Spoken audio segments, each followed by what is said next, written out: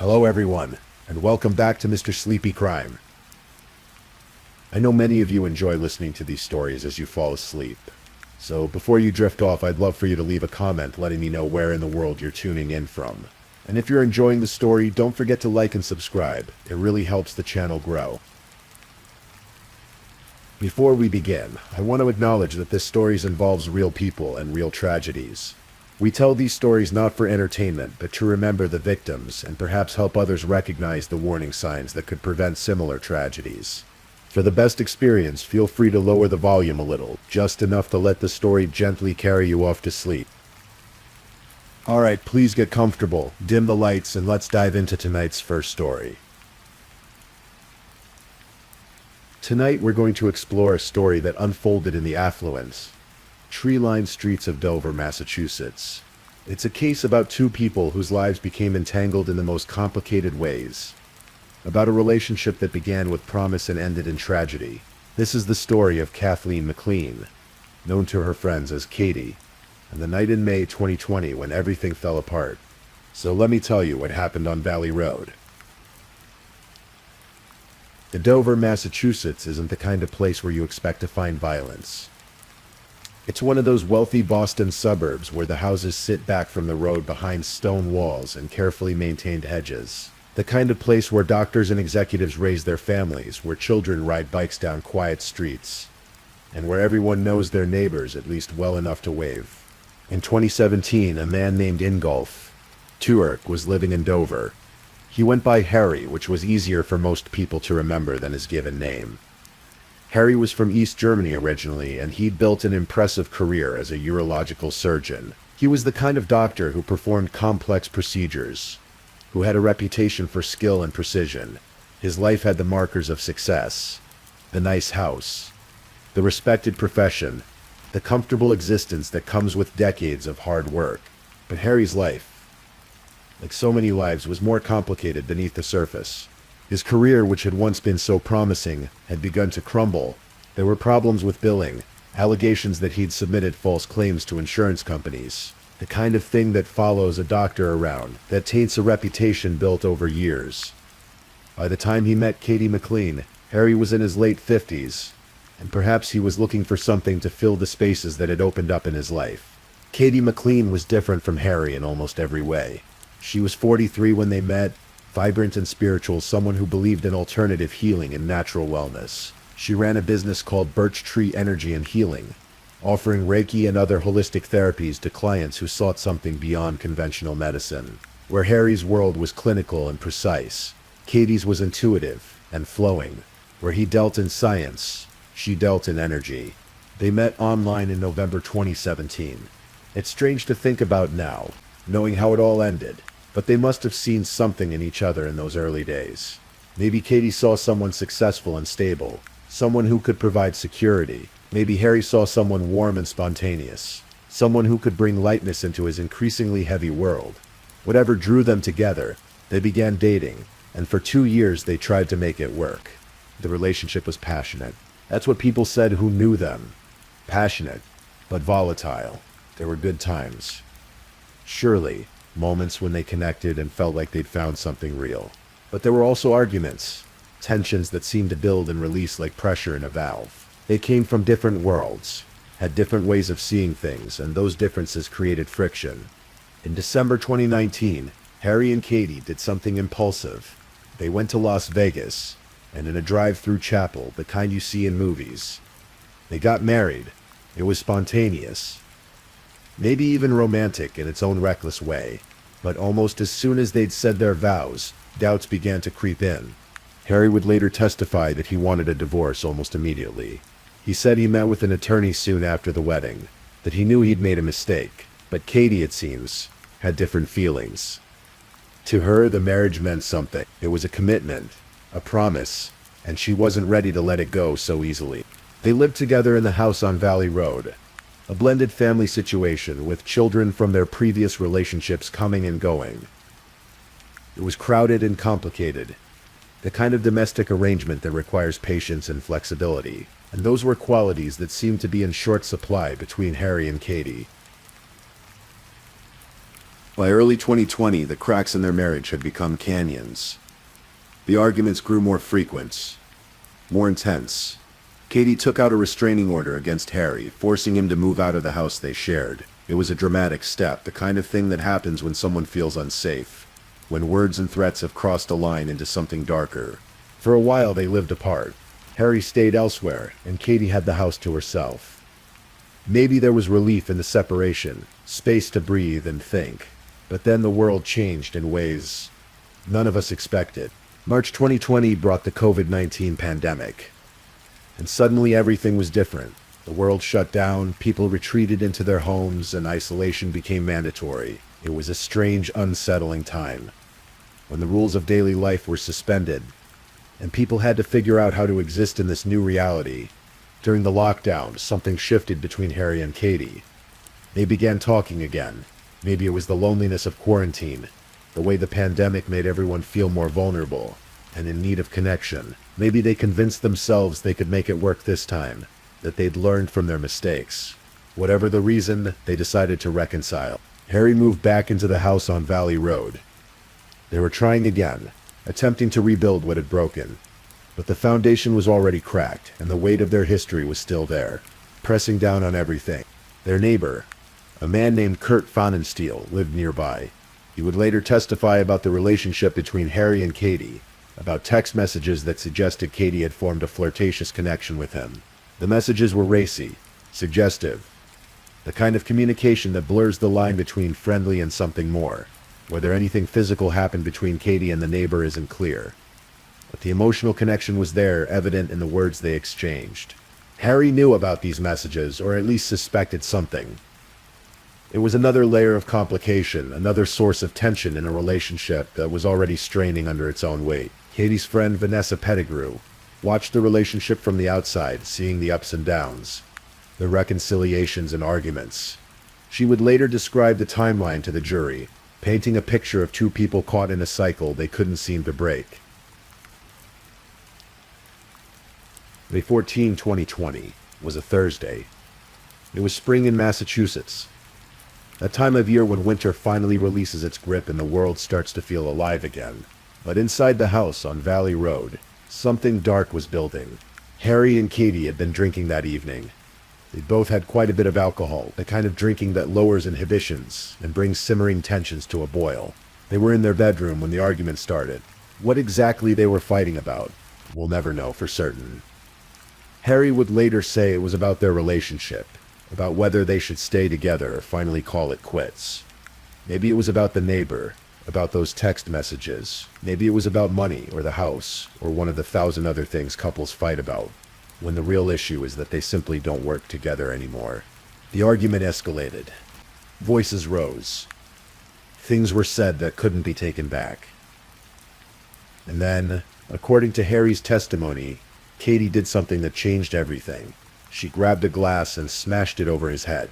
Harry said he felt the impact, felt the glass break against his skull. He said he was scared, that in that moment he believed Katie was capable of really hurting him. And something inside him snapped. He grabbed Katie by the neck. His hands closed around her throat, and he squeezed. He would later describe it as blacking out, as losing control, as if he was outside himself watching it happen.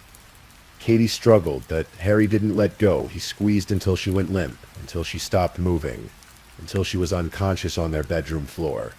And then he kept squeezing. He held on until he was certain she wasn't breathing anymore, until there was no doubt that Katie McLean was dead. Harry stood in the bedroom, looking at Katie's body. His wife of 5 months lay dead on the floor, and he had to decide what to do next.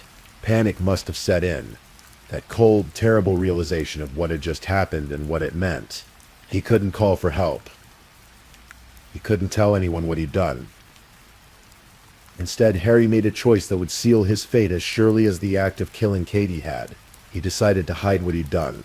He gathered Katie's body, limp and heavy with death. He carried her through the house and outside into the night. Not far from the house, there was a small pond, one of those New England bodies of water that dot the landscape, surrounded by trees and usually peaceful. Harry brought Katie to the edge of that pond, but he knew a body in water tends to float, especially a fresh body with air still in the lungs. He needed to weight her down, to make sure she stayed beneath the surface where no one would find her. At least not right away. He found rocks, large stones from around the property. He stuffed them into Katie's pants pockets, filling them until the weight was substantial enough to pull her down. Then, with what must have been an enormous effort, he pushed Katie's body into the pond and watched as she sank beneath the dark water. Katie was naked from the waist up. Whether she'd been that way during the fight or whether Harry had removed her clothing, we don't know. But that's how she went into the water, weighted down with stones, disappearing into the murky depths. Harry left the pond and returned to the house. He cleaned up whatever evidence there was, tried to make things look normal, and then he waited. Katie McLean was last seen alive at the house on Valley Road on May 14th. When she didn't show up to expected places, when she didn't answer her phone, people began to worry. Friends tried to reach her. Her children wondered where she was. By Saturday, May 16th, people knew something was wrong. Harry had left the house by then. He checked into a hotel in Dedham, a town not far from Dover. He was there when the police found him, probably knowing it was only a matter of time before they came asking questions.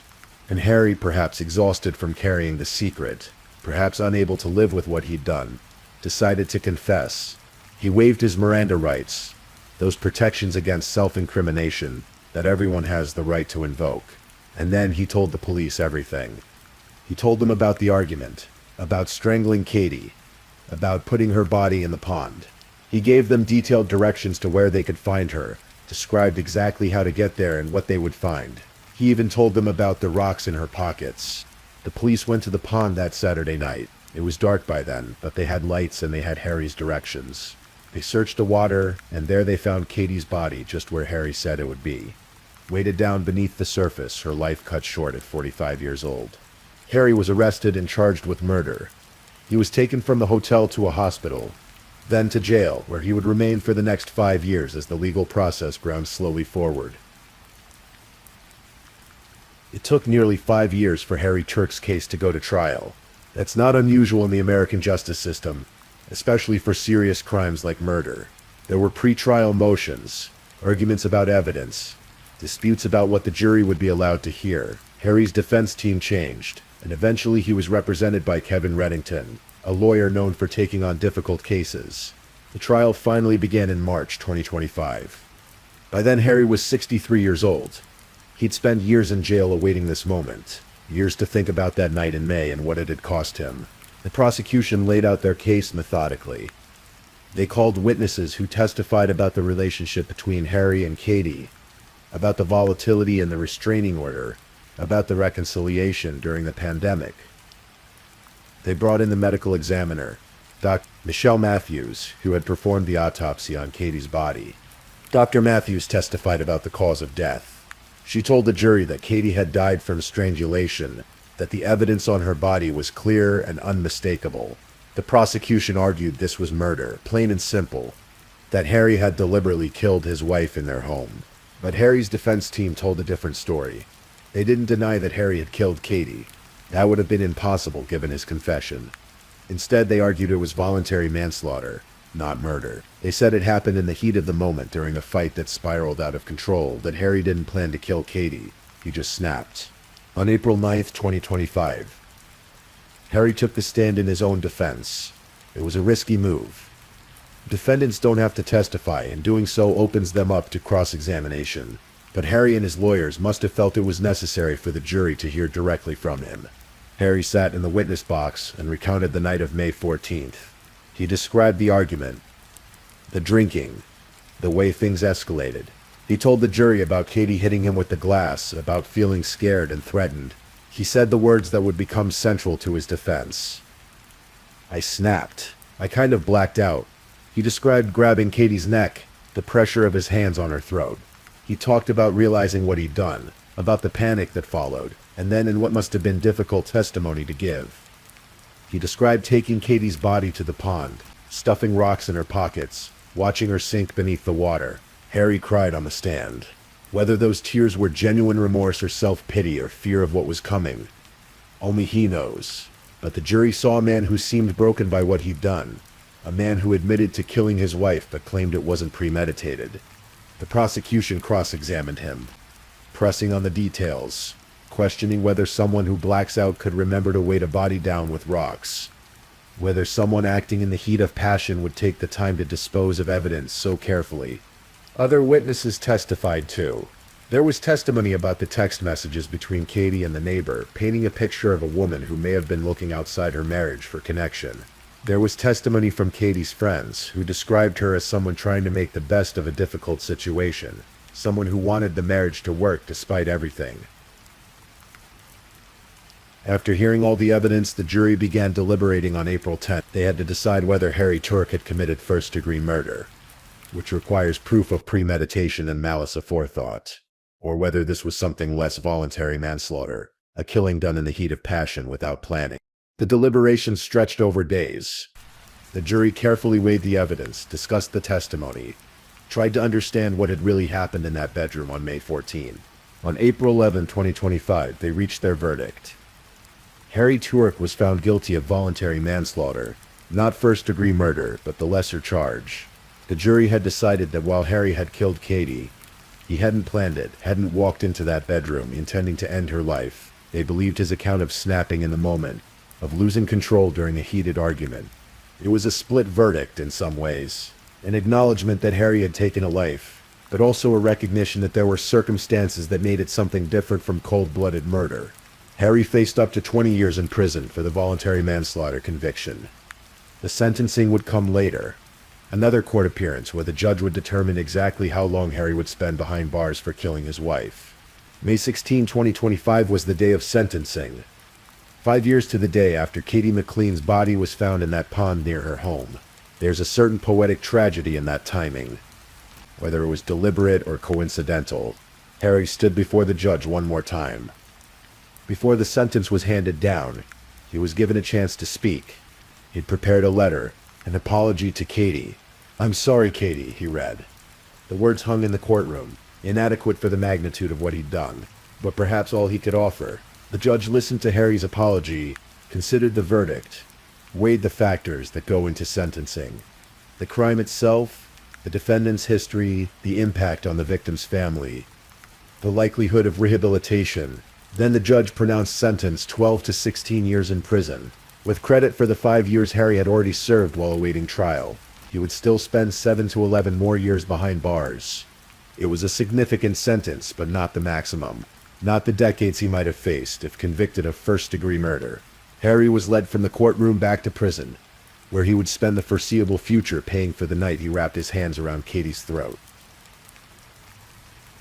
Katie McLean is buried now, her body recovered from that pond and given a proper farewell. She left behind children who have to live with the knowledge of how their mother died, friends who remember her warmth and her spirit, a business that closed when she disappeared. The house on Valley Road still stands, though the people who live there now probably don't know about the violence that occurred within those walls. The pond is still there too, peaceful and ordinary, giving no hint of the dark purpose it served. One spring night, Harry Turk sits in prison, living with what he's done, whether he finds redemption or peace, whether he truly understands the weight of taking another person's life. We can't know. He has years ahead of him to contemplate that question. The case raises uncomfortable questions about relationships and violence, about what happens when two people who don't belong together refuse to let go, about the role alcohol and anger play in tragedy. It asks us to think about control and fear, about the split second when someone makes an irreversible choice. Was Harry a man pushed beyond his limits? Someone who truly blacked out in a moment of panic? Or was there something darker at work? A willingness to solve a problem with violence? To silence an argument permanently? The jury decided it was somewhere in between. Not planned, but not excusable either. Katie's friends remember her differently than the story of her death might suggest. They remember her laugh, her belief in healing and positive energy, her efforts to build something meaningful with her business. They remember someone who deserved more than she got, who should still be alive, practicing her Reiki, seeing her children, living the life that was stolen from her on a May night in 2020. The criminal case is closed now, the verdict rendered, the sentence imposed. But for Katie's family, the case will never be closed. They carry the loss every day, the absence of someone they loved, the knowledge that she died violently at the hands of the man who promised to love her. And so we come to the end of this story, to the quiet that falls after tragedy. The legal system has done what it does. Investigated, prosecuted, judged, and sentenced. Justice, in its imperfect way, has been served. But justice doesn't bring Katie back. It doesn't undo that night, doesn't erase the fear she must have felt as Harry's hands closed around her throat, doesn't restore the years she should have had. True crime stories fascinate us because they reveal something about human nature, about the capacity we all have for violence under the right circumstances. They make us wonder what we would do, how we would react, whether we could ever cross that line from anger to action. The murder of Katie McLean is a reminder that violence happens everywhere, even in the quietest suburbs, even in the nicest homes. It happens between people who once loved each other, or thought they did. It happens in the space between a heated argument and an irreversible act, in the moment when someone loses control or chooses violence over walking away. Katie McLean deserved better. She deserved a longer life, a safer home, a partner who would never hurt her.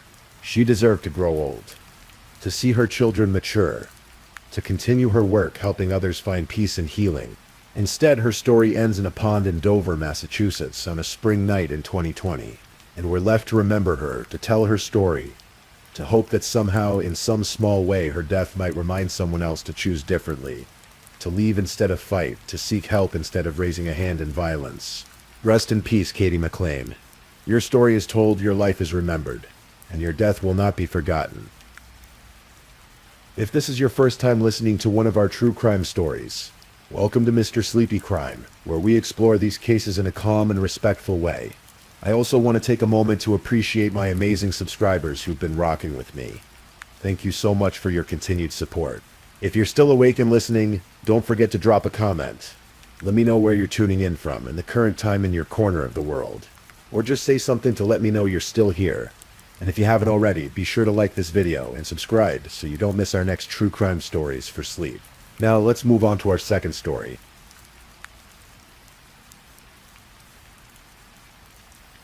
Story 2. Tonight I want to tell you about a case that takes place on the open water, where the line between truth and lies becomes as blurred as the horizon at dusk. It's a story about a honeymoon that should have been the beginning of a beautiful life together, but instead became the tragic end of one woman's dreams. This is the story of Isabella Hellman. Before we get to that fateful night in May 2017, let me tell you about Isabella. She wasn't just another victim in a true crime story. She was a real person with ambitions, dreams, and a life she'd carefully built for herself. Isabella was born in Cuba, and like many who leave their homeland seeking better opportunities, she came to the United States with hope in her heart. She worked hard to establish herself, eventually becoming a naturalized citizen and building a career in real estate in South Florida. Those who knew her described her as warm, vibrant, and deeply connected to her family. She had that combination of determination and kindness that made people naturally gravitate toward her. By her early 30s, Isabella had achieved what many would consider success. She owned her own home in Delray Beach, Florida, worked as a real estate broker, and had built a stable, comfortable life. But like many of us, she wanted more than just professional success. She wanted love, partnership, and family. That's where Louis Bennett entered her life. Louis Bennett was, on paper at least, an interesting match for Isabella. He was a dual citizen of Australia and the United Kingdom, and he had something that might have seemed romantic and exciting. He was an experienced sailor, not just someone who liked to take boats out on weekends, but someone who had sailed across oceans, traveled from St. Martin all the way to Australia, and knew the water the way most of us know our daily commute. He was 41 years old when he met Isabella, a few years older than her, and he seemed worldly, adventurous, and different from the men she might have dated before. There was something appealing about a man who could navigate by the stars, who understood the language of the sea, who could promise adventures on the open water. They fell for each other relatively quickly. The relationship moved at the pace that sometimes happens when two people feel they've found what they've been looking for. Within a short time, they were engaged, and in early 2017, they got married. Isabella was starting the life she'd dreamed of. There was one more piece of joy that came quickly. Isabella discovered she was pregnant. By the time they started planning their honeymoon, she'd already given birth to their daughter, the little girl they named Amelia. Born in the summer of 2017, Emilia was just a few months old when her parents decided it was finally time to take that delayed honeymoon they'd been planning. In late April 2017, Louis and Isabella set out on what should have been an idyllic Caribbean sailing adventure. They would be traveling on Louis's catamaran, a vessel he'd named Surf into Summer. It was a 37 to 40-foot catamaran, the kind of boat that's perfect for island hopping and living out those sailing fantasies that so many of us harbor, but never act on. The plan was romantic in its simplicity. They would sail from port to port, visiting St. Martin, Puerto Rico, and Cuba. They'd have weeks together on the water, just the two of them, watching sunsets from the deck, swimming in turquoise waters, and enjoying the freedom that comes from being untethered from land. Little Emilia stayed behind with family. She was far too young for such a journey, and both parents knew she'd be safe and loved while they took this time to celebrate their marriage properly. The journey started well enough. They visited the planned destinations, and from the outside, everything seemed to be going according to plan. Isabella, despite having less sailing experience than her husband, was reportedly enjoying herself. She was learning about the boat, about navigation, about this world that Louis knew so well. By mid-May, they had reached Cuba, their final destination before making the journey back to Florida. On May 14, 2017, they departed from Cuban waters, pointing the catamaran north toward home. The weather was calm. The sea was manageable. It should have been a straightforward journey back to the Florida Keys. But something happened that night, something that would leave one person missing and another person scrambling to explain the inexplicable. According to Louis Bennett's account, the evening of May 14th started routinely. The sun set over the Caribbean, painting the sky in those shades of orange and pink that make people fall in love with sailing in the first place. The catamaran was making steady progress northward, southeast of the Florida Keys, in international waters.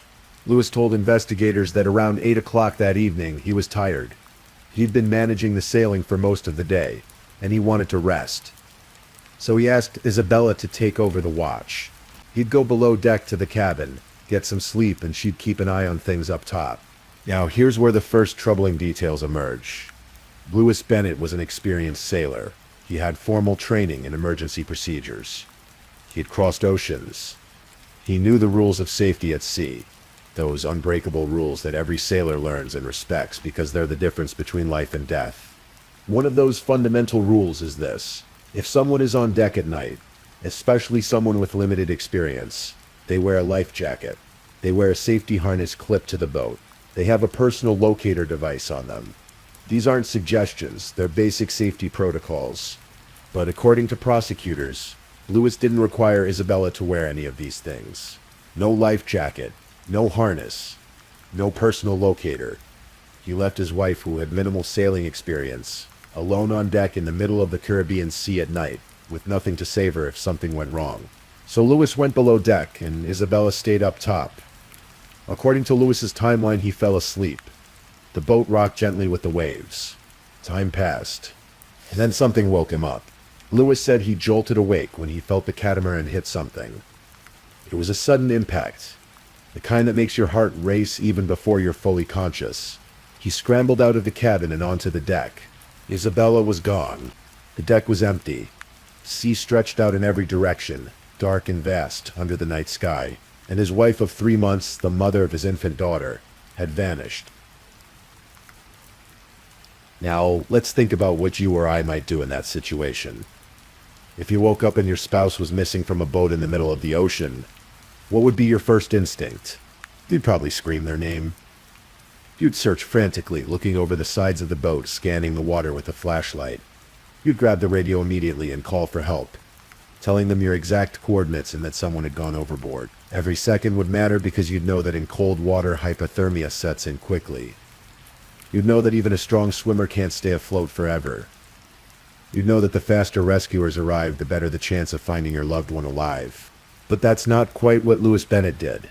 According to investigators, Louis didn't immediately use the satellite phone on board to call for help. Instead, he spent time gathering provisions. He loaded supplies onto the life raft. He also grabbed something else, a bag containing approximately $100,000 worth of stolen silver coins. We'll come back to those coins in a moment, but think about that for a second. Your wife is missing in the ocean, and you take the time to secure stolen coins. Only after all of this, a full 45 minutes after he claims to have woken up and discovered Isabella missing, did Louis Bennett call for help. When the Coast Guard received the distress call, they responded immediately, as they always do. A helicopter was dispatched to the coordinates Louis provided. When they arrived, they found Louis Bennett on a life raft. The catamaran, Surf Into Summer, was sinking, and Isabella Hellman was nowhere to be found. They pulled Louis from the water and flew him to the Florida Keys. He was safe. He was unharmed. But his wife was gone. The Coast Guard launched an extensive search operation. For 4 days, they scoured the area where Isabella had disappeared. They used helicopters, boats, and all the technology available to them. They searched patterns in the water, accounting for currents and drift. They covered hundreds of square miles. They never found her body. Not a trace of clothing. Not a piece of evidence that she'd ever been there.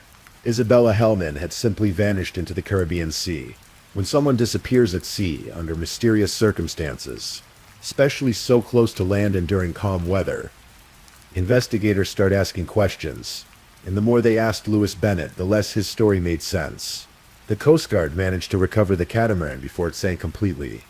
They towed it to shore for examination, and that's when things took a dark turn. Experts analyzed the damage to the boat. Remember, Louis had said they hit something, some object in the water that caused the damage. But when investigators examined the hull, they found holes that had been inflicted from the inside. Not from outside impact, but from inside the boat. Someone had deliberately damaged the catamaran from within. They also discovered that hatches had been opened. Hatches that would allow water to flood into the boat more quickly. This wasn't accidental damage. This wasn't hitting debris in the water. This was sabotage. The FBI got involved. This was no longer just a missing person case. This was looking more and more like something far more sinister. Then there was the matter of those coins. When Louis Bennett was rescued, he had with him approximately $100,000 in stolen silver coins. These weren't his coins. They'd been stolen in a previous crime, and somehow Louis had them in his possession. He'd considered these coins important enough to grab and secure even as his wife was supposedly lost at sea. Investigators started digging into Louis Bennett's background. They looked at his finances. They examined his relationship with Isabella. They tried to understand who this man really was beneath the surface of the experienced sailor and new husband. What they found suggested a man who might have had motives that had nothing to do with love. The picture that emerged from the investigation was troubling. Isabella Hellman owned her own home in Delray Beach. She had assets. She had life insurance. And she had a baby daughter who would inherit everything if something happened to her mother. Louis Bennett, despite his sailing experience and worldly adventures, was not in the same financial position as his wife. In the event of Isabella's death, he would have access to her estate. He would have control over his daughter's inheritance as her guardian. And remember, he'd been carrying stolen property, suggesting he was someone who had financial pressures or criminal inclinations. Then there was his behavior on the night Isabella disappeared. An experienced sailor who doesn't follow basic safety protocols with his inexperienced wife. A husband who takes 45 minutes to call for help when his spouse goes overboard. A man who prioritizes securing stolen coins over searching for his missing wife. The theory investigators developed was chilling in its calculation. Louis Bennett had intentionally sabotaged his own boat, timing it so that Isabella would be on deck. When the boat began to sink, he'd made sure he was safe, with his life raft and provisions and his stolen coins. Isabella, without a life jacket or any safety equipment, had no chance. She would have either drowned immediately or died of hypothermia in the water.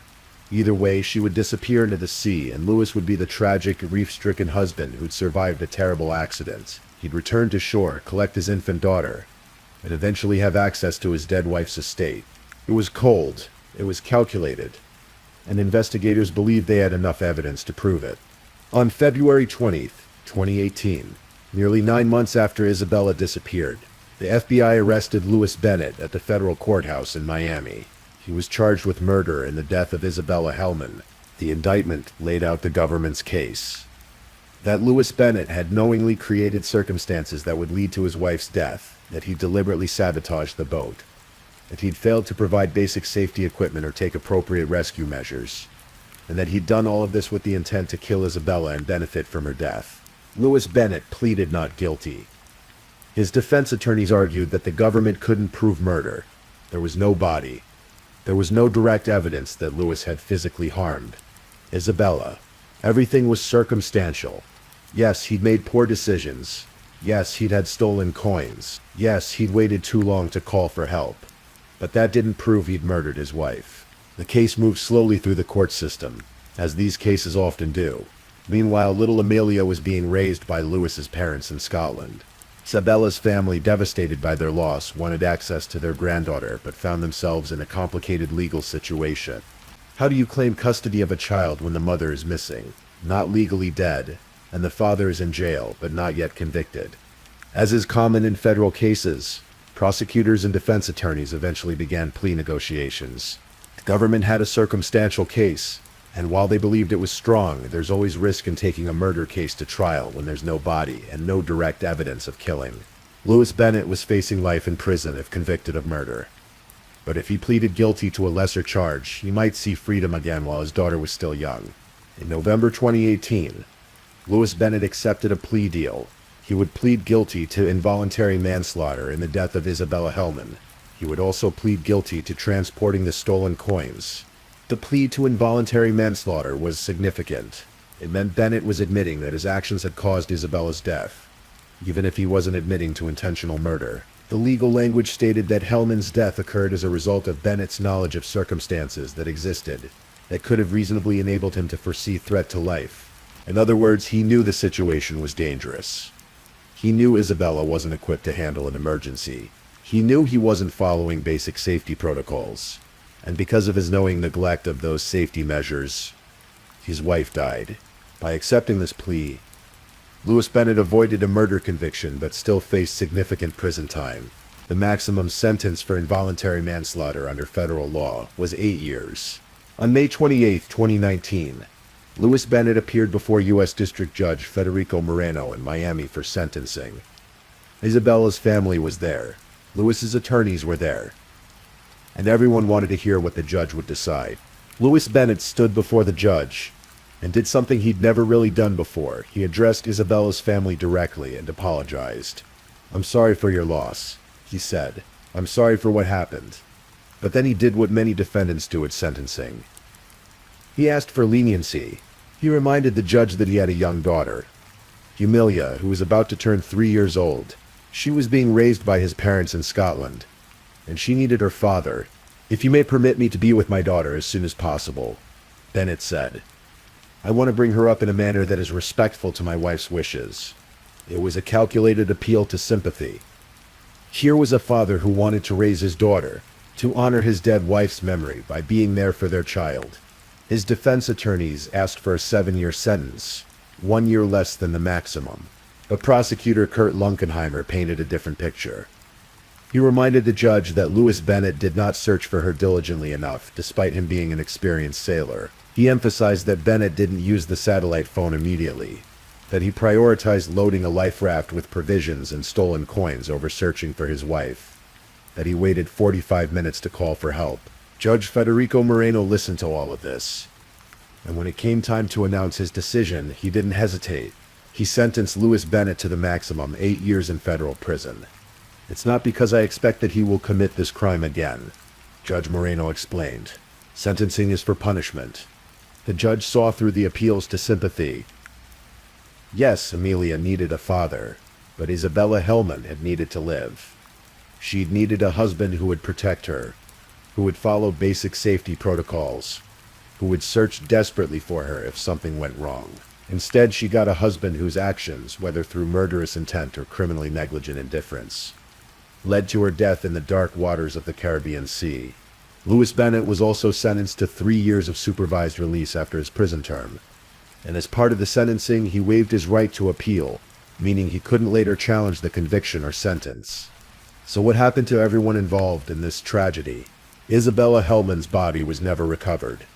In May 2019, just before Lewis Bennett's sentencing, a Florida state judge officially declared Isabella dead. This was necessary to clear the way for Amelia to inherit her mother's estate. Isabella's home, her savings, her life insurance, everything she'd worked for would be held in trust for her daughter. Isabella's family, the Diaz family, made it clear they wanted to be part of Amelia's life. Through their attorney, Mitchell Kittrasser, they expressed hope that they could visit Amelia regularly in Scotland, that she would grow up knowing her mother's family. I think at this point, all we can do is hope that the visits will go forward. Kittrasser said, there will be a continuation of those, so that Amelia grows up knowing she has two families that love her. She's lost her mom, but that doesn't mean she's lost her mom's family. I think the ideal scenario would be to have both families participate in her life as she grows up, so that she has as many people in her life to support her as possible. It was a poignant statement acknowledging the reality that Amelia would grow up without her mother, but hoping she could at least know the people who loved Isabella. Louis Bennett served his time in federal prison. Under federal law, inmates typically serve about 85% of their sentence with good behavior, meaning he likely served around 6.5 to 7 years. He's probably been released by now, returned to Scotland or Australia, reunited with his daughter. But Amelia will grow up with questions. As she gets older, she'll want to know what happened to her mother. She'll probably search online and find the news articles, the court documents, the details of the case. She'll see her father's mugshot and read that he pleaded guilty to causing her mother's death. How do you process that? How do you reconcile loving a parent with knowing what they did? There are parts of this story we'll never know for certain. The question that haunts this case is simple. Was it murder or was it manslaughter? Did Louis Bennett plan to kill Isabella from the start? Was the entire honeymoon a setup? Did he deliberately wait until they were far from land in international waters to sabotage the boat and ensure his wife would drown? Or was it something less premeditated but equally culpable? Maybe he didn't plan murder, but he created an incredibly dangerous situation through reckless indifference. Maybe he thought he could stage an accident, collect insurance money, and no one would ask too many questions. Maybe it was about money, not murder, but the result was the same. The government initially charged him with murder, suggesting they believed it was intentional, but they accepted a plea to involuntary manslaughter, which suggests either their evidence wasn't quite strong enough, or they wanted to secure a conviction without the risk of trial. Louis Bennett himself has never fully explained what happened that night. He's never told Isabella's family exactly what occurred. He apologized, but apologies without truth feel hollow. We also don't know what Isabella's last moments were like. Did she know what was happening? Was she afraid? Did she call out for Louis? Did she try to swim to safety? Or did everything happen so quickly that she never had time to understand she was dying? The sea keeps those secrets. This case stays with you because it's built on betrayal. Isabella Hellman trusted her husband. She married him, had his child, and went on a honeymoon with him to celebrate their life together. She was supposed to be safe with him, safer than she'd be with anyone else in the world. Instead, she died alone in the dark water, either because her husband deliberately killed her or because he was so criminally negligent that the distinction barely matters. There's something particularly cruel about maritime murders. The ocean is vast and unforgiving. It swallows evidence. Bodies disappear. There's a reason so many people throughout history have chosen water as the place to dispose of victims. It's the perfect crime scene because it erases itself. Louis Bennett understood this. As an experienced sailor, he knew that once someone goes overboard at night without safety equipment, their chances of survival are minimal. He knew that without a body, proving murder would be incredibly difficult. He knew that the story of a tragic accident would be at least somewhat plausible, but he didn't count on the physical evidence from the boat itself. Those holes inflicted from the inside, those open hatches, the testimony of experts who could prove the boat was deliberately sabotaged. He also didn't count on his own behavior revealing his guilt. That 45-minute delay before calling for help, the stolen coins, the lack of any real searching for Isabella, the failure to follow basic safety protocols. Sometimes it's not one big piece of evidence that convicts someone. It's the accumulation of dozens of small details that don't add up, that don't match the story being told, that reveal the truth beneath the lies. I want to end by bringing us back to Isabella herself. Sometimes in true crime, victims become almost abstract, just the catalyst for the investigation and trial. But Isabella Hellman was a real person with real dreams. She came to America seeking a better life. She worked hard and built a career. She became a citizen. She found love, or what she thought was love. She was excited to become a mother. She was looking forward to a honeymoon with her husband, to that romantic sailing adventure he'd promised her. She deserved to watch her daughter grow up. She deserved to see Amelia's first day of school, to teach her about her Cuban heritage, to be there for all the moments mothers treasure. She deserved to grow old, to see grandchildren, to look back on a long, full life. Instead, she got 3 months of marriage, and a death in the Caribbean Sea at 34 years old. Her family will never have closure because they don't have a body to bury. They don't have a grave to visit. They have an empty space where Isabella should be, and the knowledge that the man she trusted most in the world was responsible for her death. And little Amelia, who never got to know her mother, will carry this story with her for the rest of her life. She'll see pictures of Isabella and wonder what her mother's voice sounded like, what advice she might have given, what it would have been like to grow up with her. That's what Louis Bennett took when he let Isabella drown in the dark water. He didn't just take her life, he took her future. And he took Amelia's chance to know her mother. The case of Isabella Hellman reminds us that danger can come from the people we trust most. We trust our partners with our lives. Literally, in some cases, we assume that the person who vowed to love and protect us will actually do those things. But sometimes that trust is misplaced. Sometimes the person sleeping next to us is capable of terrible things. Sometimes love is a mask, worn by someone with darker motivation.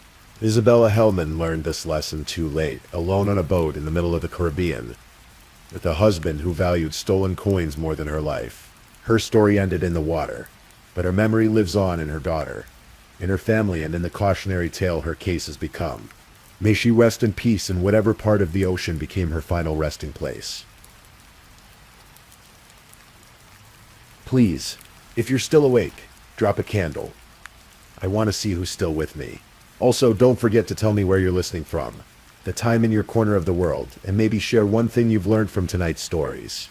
Meanwhile, let's move on to our third story. Story 3. There are moments in life when everything seems to align perfectly, when the small coastal town you call home feels like paradise, when your career helping others brings you genuine fulfillment, and when the people around you seem trustworthy and kind. For Diana Duve, the summer of 2013 appeared to be one of those perfect moments. But sometimes the most dangerous deceptions wear the most charming masks. This is the story of Diana Du, the young woman whose compassion and dedication to helping others was met with betrayal in the cruelest possible way. It's a story about how appearances can deceive, how warning signs can be ignored, and how a seemingly ordinary night out would end in tragedy that would shake a quiet Florida community to its core. Diana Duve wasn't born in America. She came from Moldova, a small Eastern European country nestled between Romania and Ukraine. Like many immigrants before her, Diana came to the United States seeking opportunity and a better life. She settled in Vero Beach, Florida, a picturesque coastal town on Florida's Treasure Coast, known for its pristine beaches, quiet neighborhoods, and tight-knit community feel. By 2013, Diana had accomplished something remarkable. At just 26 years old, she had earned her nursing degree and was working at a nearby hospital, specializing in cancer care. This wasn't just a job for Diana. Those who knew her understood that she had found her calling. Working with cancer patients requires a special kind of person. Someone with patience, empathy, and an ability to provide comfort in the darkest moments. Diana possessed all of these qualities in abundance. Her colleagues remember her as someone who genuinely cared about her patients, who would spend extra time at bedsides, who would hold hands and offer words of encouragement even on her most exhausting shifts. In a profession that can lead to burnout and emotional fatigue, Diana seemed to find energy in helping others. She had that rare combination of professional competence and genuine human warmth that made her not just a good nurse, but an exceptional one. Outside of work, Diana was known for her friendly demeanor and her ability to light up a room when she walked in. She had built a life for herself in Vero Beach, far from her homeland, far from everything familiar. She had friends, she had a career she loved, and she had a future that seemed bright and full of promise. In the summer of 2013, Diana went to a local bar in Vero Beach, as many young professionals do, looking to unwind after a long shift. It was there that she met Michael David Jones, A man who seemed to embody everything a successful, respectable member of the community should be. Mike Jones, as he was known to everyone in town, was a familiar face around Vero Beach. At 31 years old, he worked as a wealth management advisor, a position that suggested financial acumen, trustworthiness, and stability. He was a regular at local fundraisers, always willing to show his face at community events, always ready with a smile and a handshake. To the people of Vero Beach, Mike Jones appeared to be exactly the kind of upstanding citizen you'd want in your community. He was articulate and charming, the kind of person who could make conversation with anyone. His job required him to be trustworthy, to manage other people's money, to provide sound financial advice. His employers would later describe him as having strong ethics in a glowing performance review. On paper, Mike Jones looked perfect. When Diana met him that summer evening, she saw what everyone else saw: a successful, handsome local man with a good career and an engaging personality. The initial attraction was mutual, and they began dating. For Diana, who had worked so hard to build her life in America, having a relationship with someone established in the community must have felt like another piece of her American dream falling into place. Their relationship developed quickly. Within months, Diana had moved into Mike's townhome in the Carolina Trace development in Vero Beach. To outside observers, they seemed like a normal young couple building a life together. Diana continued her work at the hospital. Mike continued his work in wealth management, and they settled into what appeared to be domestic routine. But behind closed doors, something else was happening. Something that Diana's friends would only learn about much later, when the warning signs became impossible to ignore. It was April 30, 2014, in the early morning hours, when the facade began to crack. Melissa DeMayo was working the late shift at a bar in Vero Beach, about 10 minutes from Mike Jones's townhome. At some point during those early morning hours, her phone rang. On the other end was Diana, but this wasn't a casual call between friends. Diana's voice was trembling, choked with tears. When Melissa saw Diana shortly after, she was shocked by what she witnessed. Diana's eyes were swollen from crying. Her face was red and blotchy, and her nose was running. She was breathing rapidly, almost hyperventilating, the way people do when they've been crying so hard for so long that they can barely catch their breath. This wasn't just upset, this was terror. Diana told Melissa what had happened. She and Mike had gotten into an argument at his townhome.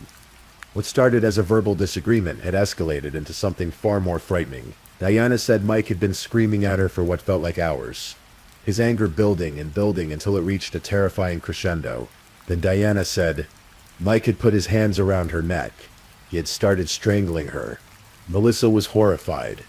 She urged Diana to go to the police to file a complaint to get this on record. This wasn't just a fight, this was assault, domestic violence, attempted murder. But Diana refused. Like so many victims of domestic violence before her, Diana made excuses. Maybe she thought it was a one-time thing. Maybe she thought Mike would change. Maybe she was afraid of what would happen if she reported him. Maybe she loved him and couldn't bear to see him arrested. Whatever her reasons, Diana chose not to file a police report that night. Instead, she made a different choice. She ended the relationship and moved out of Mike's townhome. But even though Diana had left, even though she had recognized the danger and removed herself from the situation, Mike Jones wasn't ready to let her go. In the weeks that followed, he continued to pursue her, sending her messages, trying to maintain contact. He wouldn't accept that the relationship was over. Diana tried to move forward. She focused on her work, leaned on her friends, and attempted to rebuild her sense of safety and independence. But Mike remained a persistent presence in her life, always texting, always reaching out, always trying to draw her back in. By June 2014, 2 months had passed since that terrifying night in April. Diana had been living separately from Mike, maintaining her distance even as he continued his attempts to contact her. Her friends and family hoped that she had truly moved on, that she had recognized the danger and was keeping herself safe. But on the evening of June 19, 2014, Diana made a decision that would cost her everything. She agreed to meet Mike Jones for drinks at a local bar.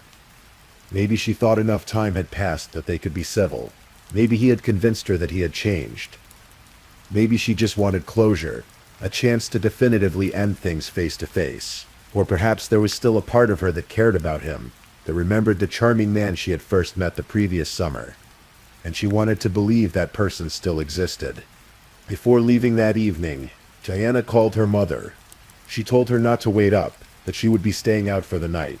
It was a routine call, the kind that millions of adult children make to their parents every day. Neither Diana nor her mother could have known it would be the last time they would ever speak.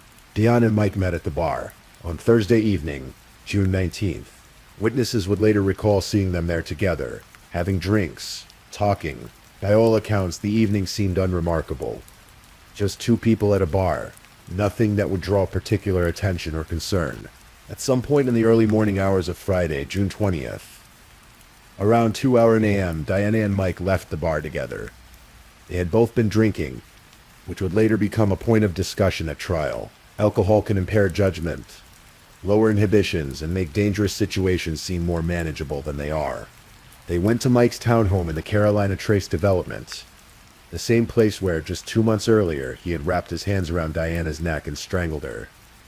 Diana was walking back into the very place where she had experienced one of the most terrifying moments of her life. No one knows exactly what happened in those early morning hours of June 20, 2014, inside Mike Jones's townhome. No one heard the argument that must have taken place. No neighbors reported screaming or sounds of a struggle. The walls of the townhome kept whatever happened inside hidden from the world outside. But what forensic evidence would later reveal is this. At some point during those dark hours, Mike Jones once again put his hands around Diana Dave's neck. And this time, he didn't stop. Diana fought. The autopsy would later show defensive wounds, evidence that she had struggled against her attacker.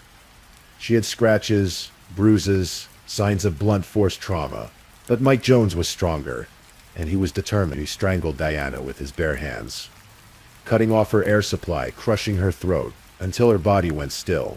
26-year-old Diana Dove, who had dedicated her life to healing and helping others, died on the floor of her ex-boyfriend's townhome in the early morning hours of June 20.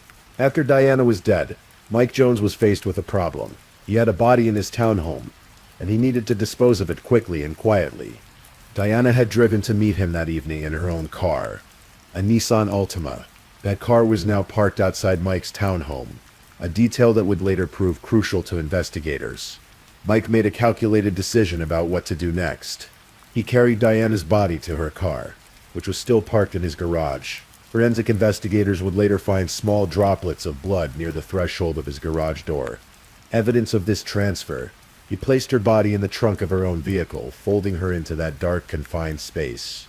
Then, with Diana's corpse in the trunk, Mike Jones got into the driver's seat of her car and began to drive. He drove north from Vero Beach, traveling roughly 35 miles up the coast to the neighboring city of Melbourne.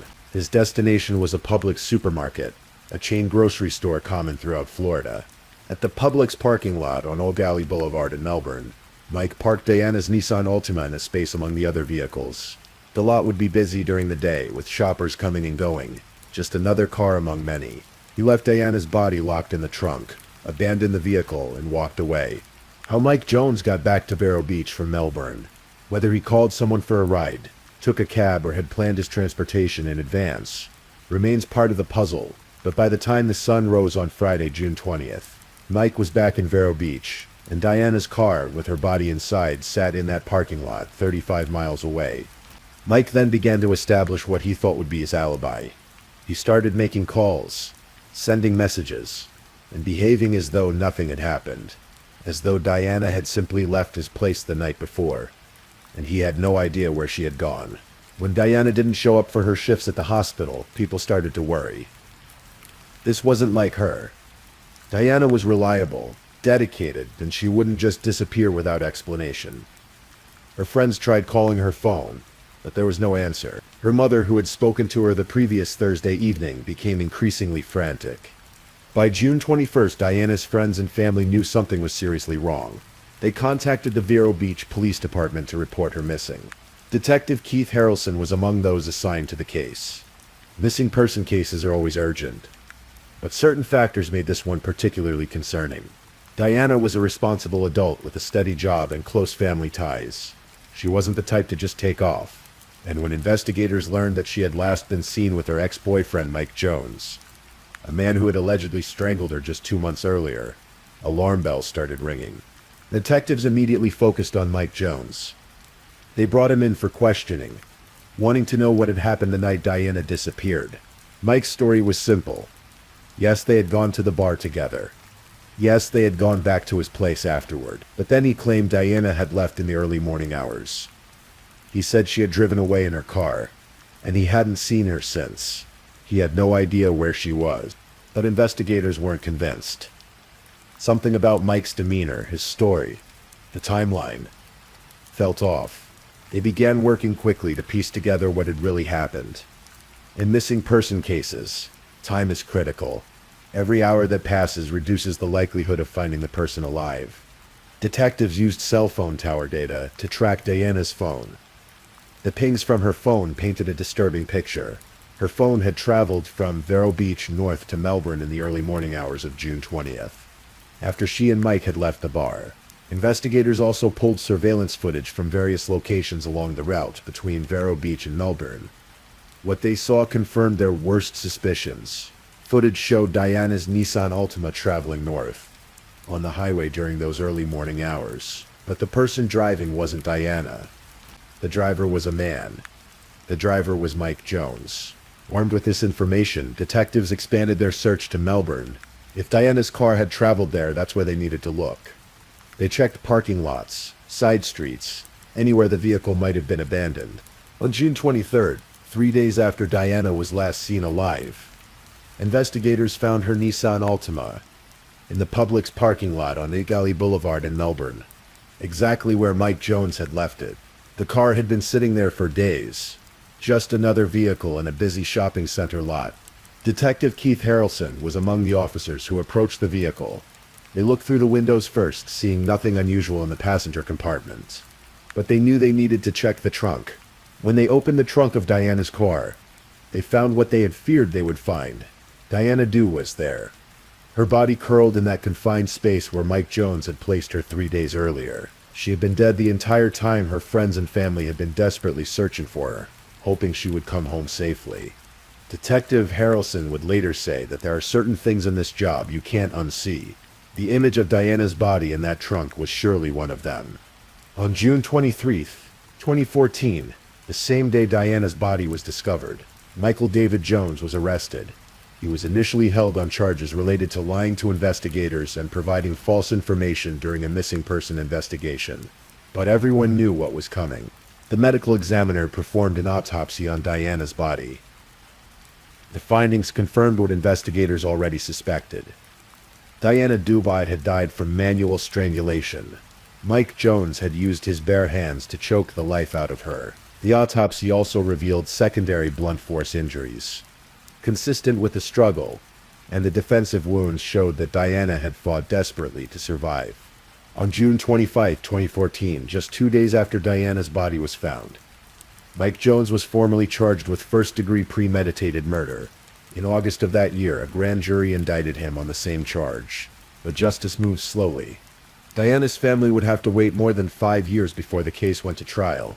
During that time, Mike Jones's defense attorneys worked on their strategy. They knew the evidence was damning. The cell phone data, the surveillance footage, the forensic evidence from the garage, the victim's own previous statements about being strangled. They would have to fight hard against all of it. In October 2019, more than 5 years after Diana's death, the trial of Michael David Jones finally began in Indian River County. The courtroom was packed with Diana's family, friends, and members of the Vero Beach community who had been shocked by the crime. Mike Jones sat at the defense table, dressed in a dark suit and blue tie, wearing glasses, flanked by his team of attorneys. He looked nothing like a violent killer. He looked like what he had been, a respectable businessman, someone you might sit next to at a fundraiser or meet at a networking event. That was part of what made this case so chilling. Evil doesn't always look like what we expect. The prosecution, led by Thomas Bacadal, laid out their case methodically. They started with the April 30, 2014 incident, calling 4 witnesses to testify about that night when Diana had shown up at the bar, hyperventilating and crying, telling her friend Melissa DeMeo that Mike had strangled her. The defense objected strenuously to the admission of this evidence, arguing that it was prejudicial and shouldn't be allowed. But the judge ruled that it was relevant to show premeditation and intent. Mike Jones had tried to strangle Diana once before. When he did it again, it wasn't a crime of passion or an accident. He knew exactly what he was doing. Eric Corrigan, a former neighbor, testified that he had called 911 to report a potential domestic disturbance coming from Mike's townhome around the time of the April incident.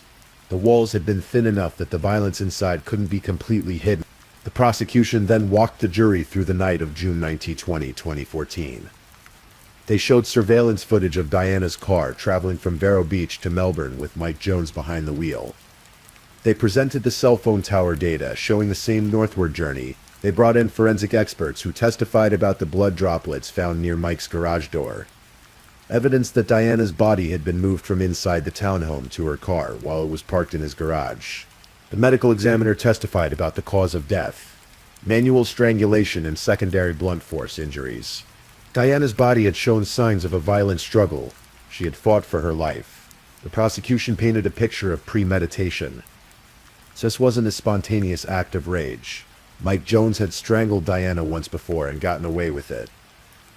When she came to his townhome that night in June, he saw another opportunity. After killing her, he had methodically covered his tracks, driving her body 35 miles away, abandoning her car in a public parking lot, and then returning to Vero Beach to establish his alibi. The defense tried to poke holes in the prosecution's case. They questioned the timeline, suggested alternative explanations for the evidence, and attempted to create reasonable doubt, but the evidence was overwhelming, and the jury saw through the defense's attempts to muddy the waters. After hearing all the testimony and examining all the evidence, the jury deliberated. It didn't take long. In less than an hour, they reached their verdict. Michael David Jones was guilty of first-degree premeditated murder. The speed of the deliberation spoke volumes. The jury had seen the evidence, heard the testimony, and there was simply no reasonable doubt about what Mike Jones had done. The trial then moved to the sentencing phase. In Florida, first-degree murder can carry either life in prison or the death penalty. The jury had to decide which punishment was appropriate. They recommended life in prison without the possibility of parole. On November 24, 2019, the judge formally sentenced Michael David Jones to spend the rest of his life behind bars. He would never walk free again. He would never attend another community fundraiser, never manage another client's wealth, never present himself as an upstanding member of society. The mask had been ripped away, and everyone could see what he truly was. Diana's family and friends were finally able to see some measure of justice, though it could never bring Diana back. Lena Andrews, one of Diana's close friends, would later say she would never forget the moment she heard they had found Diana's body. The relief of knowing what had happened was inseparable from the horror of the reality. Mike Jones's defense team filed an appeal, as is common in first-degree murder cases. They argued that the evidence from the April 2014 strangulation incident should not have been admitted at trial, claiming it was too prejudicial. But in 2021, Florida's 4th District Court of Appeal upheld the conviction. The appellate court found that the trial court had not abused its discretion in allowing the evidence. The April incident was directly relevant to showing that Mike Jones had both the intent and the premeditation to kill Diana Doe. Mike Jones remains in Florida State Prison, serving his life sentence. He is now in his 40s, and he will die behind bars. The murder of Diana Doe is a tragedy that echoes far beyond the borders of Vero Beach. It's a story about domestic violence, about the warning signs that are too often ignored or dismissed, about the danger that can lurk behind a charming smile and a respectable job title. Diana had seen the danger. In April 2014, she had experienced firsthand what Mike Jones was capable of when she fled to her friend's workplace. Hyperventilating and terrified, her neck marked by his hands, she had made the difficult decision to leave him and move out. She had tried to save herself, but domestic violence rarely ends cleanly. Abusers don't accept rejection easily. Mike Jones continued to pursue Diana, to contact her, to try to maintain his grip on her life. And on June 19th, whether out of misplaced hope for closure, residual feelings, or simply a kind gesture towards someone she had once cared about, Diana agreed to meet him one more time. That decision cost her everything. Statistics tell us that the most dangerous time for a victim of domestic violence is when they try to leave the relationship. The risk of homicide spikes dramatically during that period. Diana survived the April incident and got away, but Mike Jones hadn't let go. He was still there, still in her orbit, still a threat. We can look back now and see all the red flags. The violence in April, the continued contact afterward, the isolation of being alone with him at his townhome in the early morning hours. But hindsight is always clearer than the reality people face in the moment. Diana was a compassionate person, someone who dedicated her life to caring for others. Perhaps that same compassion made it harder for her to see Mike Jones as the irredeemable threat he truly was. The Vero Beach community was shaken by Diana's murder. This was supposed to be a safe place, a quiet coastal town where people raised families and retired in peace. Mike Jones had been one of their own, a local businessman who attended community events. The revelation that he was capable of such violence shattered assumptions about safety and trust. For Diana's mother, who had spoken to her daughter that last Thursday evening, who had been told not to wait up, the loss was unfathomable. She had come to America with Diana, or had watched her daughter make that journey, building a new life thousands of miles from where she was born. She had seen Diana succeed, become a nurse, help others, create a life of purpose and meaning. And then in one violent night, it was all stolen away. The nurses at the hospital where Diana worked lost a colleague and a friend. The cancer patients she had cared for lost someone who had provided comfort during their darkest times. A ripple of grief spread outward from Diana's death, touching everyone who had known her. In the quiet hours before sleep, questions often surface. In this case, they are questions without satisfying answers. Could Diana's death have been prevented? If she had reported the April incident to police, would it have made a difference?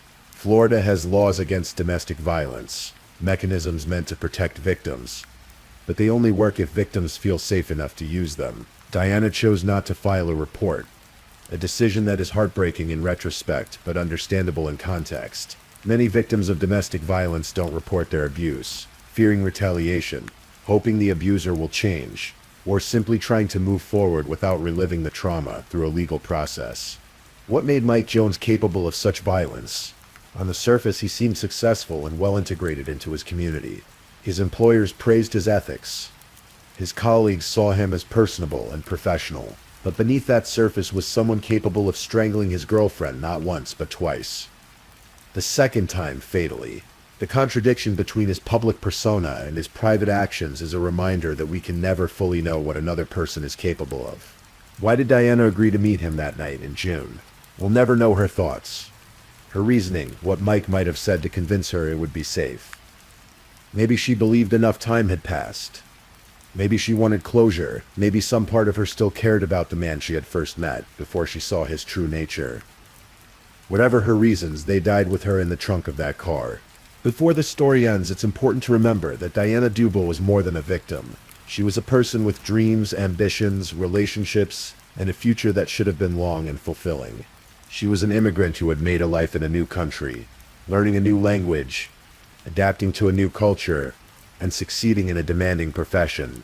That takes courage, resilience, and determination. She was a nurse who chose one of the most emotionally difficult specialties, working with cancer patients, bringing comfort and care to people in their most vulnerable moments. That takes compassion, strength, and a generous heart. She was a friend who people cared about deeply, someone whose absence left a hole in the lives of those who knew her. The fact that her friends and family immediately knew something was wrong when she disappeared speaks to how well they knew her, how much they paid attention to her life. She was 26 years old when she died. She should have had decades ahead of her. She should have seen more promotions, more patients healed, more sunrises over the Florida coast. She should have had the chance to fall in love again, with someone who would cherish her rather than hurt her. She should have had the opportunity to become a mother, to travel, to achieve whatever dreams she had set for herself.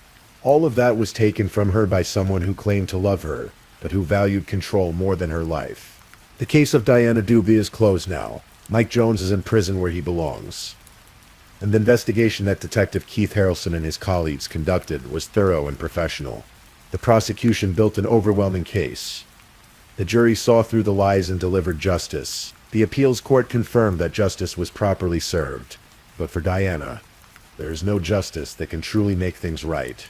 She is gone, buried, beyond the reach of any earthly courtroom. Her story, though, remains. It serves as a reminder of the reality of domestic violence, of the danger that can hide behind charm and respectability, of the importance of taking threats seriously and believing victims when they come forward. It reminds us to check in on our friends, to notice when something seems wrong, to offer help even when it might be rejected. Diana had friends who cared about her, who urged her to report Mike to police, who worried about her safety. They did what they could, but in the end, the only person who could have chosen differently was Mike Jones himself. And so, as this story comes to its end, as the darkness of night surrounds you and sleep begins to pull you under, remember Diana Duvet. Remember her compassion, her dedication, her courage in building a life far from home. Remember that behind every true crime story is a real person, whose life mattered, whose absence is felt, whose story deserves to be told. The waves still roll onto the beaches of Vero Beach. The hospital where Diana worked still cares for cancer patients, though her hands no longer provide that care. Life goes on, as it always does, even after tragedy. But Diana's memory persists, carried forward by those who loved her, honored in the telling of her story, a reminder that every life has value and that violence against women is never acceptable. So if you're still awake, I'd like to know which of tonight's stories gave you chills the most. Was it the first story, the second, or the third? Meanwhile, let's move on to our fourth story. Story 4. This is a true story, one that reminds us how fragile trust can be, and how darkness can hide behind the most familiar faces. Let me take you through this tragic tale from Sydney, Australia. The city of Chengdu sits in the Sichuan province of southwestern China, a place where ancient temples stand alongside modern skyscrapers, where tradition and progress meet in the daily lives of millions. It was here, in this bustling metropolis, that a young woman named Meng Nei Len grew up. Most people who knew her called her Michelle, a name she adopted as she looked toward a future that stretched far beyond the borders of her homeland. Michelle was 25 years old in the spring of 2016, though her story really begins 5 years earlier, when she was just 20 years old and filled with the kind of hope that comes from being young and ambitious. She had dreams of studying abroad, of immersing herself in a different culture, of building a life that would make her family proud. Australia seemed like the perfect destination. It was far enough to be an adventure, yet it had become home to a large Chinese community. It felt like possibility and safety combined. But Michelle's path to pursuing her dreams was marked by tragedy long before she ever stepped foot in Australia. Her father had died in an earthquake, one of those sudden, devastating natural disasters that reshape families forever. After his death, Michelle's mother, Mei Zhang, poured all her love and attention into her daughter. Michelle became everything to her. They were close in the way that mothers and daughters sometimes become when loss has taught them how precious time together really is. They talked about everything, laughed together. They made plans together. When Michelle expressed her desire to study in Australia, Mei Zhang supported her, though it must have been difficult to imagine her only child living on the other side of the world. But what parent doesn't want their child to have every opportunity? What mother doesn't encourage her daughter to chase her dreams? In 2011, Michelle Lang left China and arrived in Sydney. She was enrolled to study at the University of Technology, Sydney, a respected institution where international students came from all corners of the globe to pursue their education. Michelle was diligent, focused, the kind of student who took her responsibilities seriously. She wasn't in Australia to party or coast through her classes. She was there to build a future. But even the most independent young person needs somewhere to live, needs people they can rely on when they're far from home. This is where Michelle's aunt came into the picture. Michelle's aunt was married and lived in Campsie, a suburb in western Sydney known for its large Asian population. The streets there were lined with restaurants serving authentic Chinese cuisine, markets selling familiar ingredients, signs written in Mandarin and Cantonese. For someone far from home, it offered a taste of familiarity. Michelle's mother believed her daughter would be safe there. After all, she would be living with family. Her aunt was there to look after her, to provide guidance, to offer the kind of support that comes from shared blood and shared history. It seemed like the perfect arrangement. Michelle would have a place to stay, and she'd be surrounded by family who cared about her well-being. The apartment in Campsie became Michelle's Australian home. She shared the space with her aunt's husband, Derek Barrett, and their daughter, who was Michelle's cousin. The building itself was unremarkable, the kind of multi-level unit complex you'd find in any Australian suburb. People came and went, living their lives in separate apartments, occasionally crossing paths in the hallways or the car park. but mostly keeping to themselves in that way city dwellers often do. Derek Barrett was 28 years old, just 2 years younger than Michelle. He was described as portly, an IT worker, someone who should have been just another member of the extended family helping to look after a young relative far from home. On the surface, there was nothing remarkable about him. He went to work, came home, lived what appeared to be an ordinary life, but sometimes the most ordinary appearances hide the darkest secrets. Michelle had been living in the Campsie apartment for some time by April of 2016. She had graduated from university and was navigating that uncertain period that comes after finishing your studies, when you're trying to figure out what comes next, how to transform your education into a career, how to build the life you've been working toward. She maintained her close relationship with her mother back in China. They spoke regularly, sharing the small details of daily life that bind people together across vast distances. Mei Jiang must have felt reassured knowing her daughter was living with family, that she wasn't alone in a foreign country. But Michelle was being watched. Every movement she made within that apartment was being observed by someone she should have been able to trust completely. Derek Barrett had developed what can only be described as a sick obsession with his wife's niece. This wasn't a sudden development. This was something that had been growing, festering, building over time until the line between fantasy and action became dangerously thin. Barrett had begun recording Michelle without her knowledge or consent. He had set up a camera in the bathroom, hidden behind toiletries, positioned so that it would capture everything. Michelle would come in, undress, shower, completely unaware that she was being filmed. The videos would later be found on Barrett's phone, ranging in length from 30 seconds to 2 minutes. They showed Michelle in her most private moments, vulnerable and exposed, while the person who should have been protecting her was instead violating her in the most intrusive way possible. But the bathroom recordings were only part of Barrett's disturbing behavior. He also filmed himself masturbating over Michelle while she slept. Think about that for a moment. She was asleep in what should have been the safety of her own bedroom, in a home with family, and he was standing over her, filming himself, engaging in acts that transform a home into something sinister. In one video that was later discovered by police, Barrett appeared to be preparing a bath. He could be heard calling out to Michelle, and she was later filmed in that bath. The exact circumstances of how this came to be are unclear. But what is clear is that Barrett had found ways to manipulate situations, to create opportunities to film Michelle in various states of undress and vulnerability. These weren't spontaneous acts. This was calculated. This required planning, positioning cameras, ensuring he wouldn't be caught, finding moments when he could record without detection. It speaks to a level of premeditation that makes what happened next even more chilling. Michelle had no idea.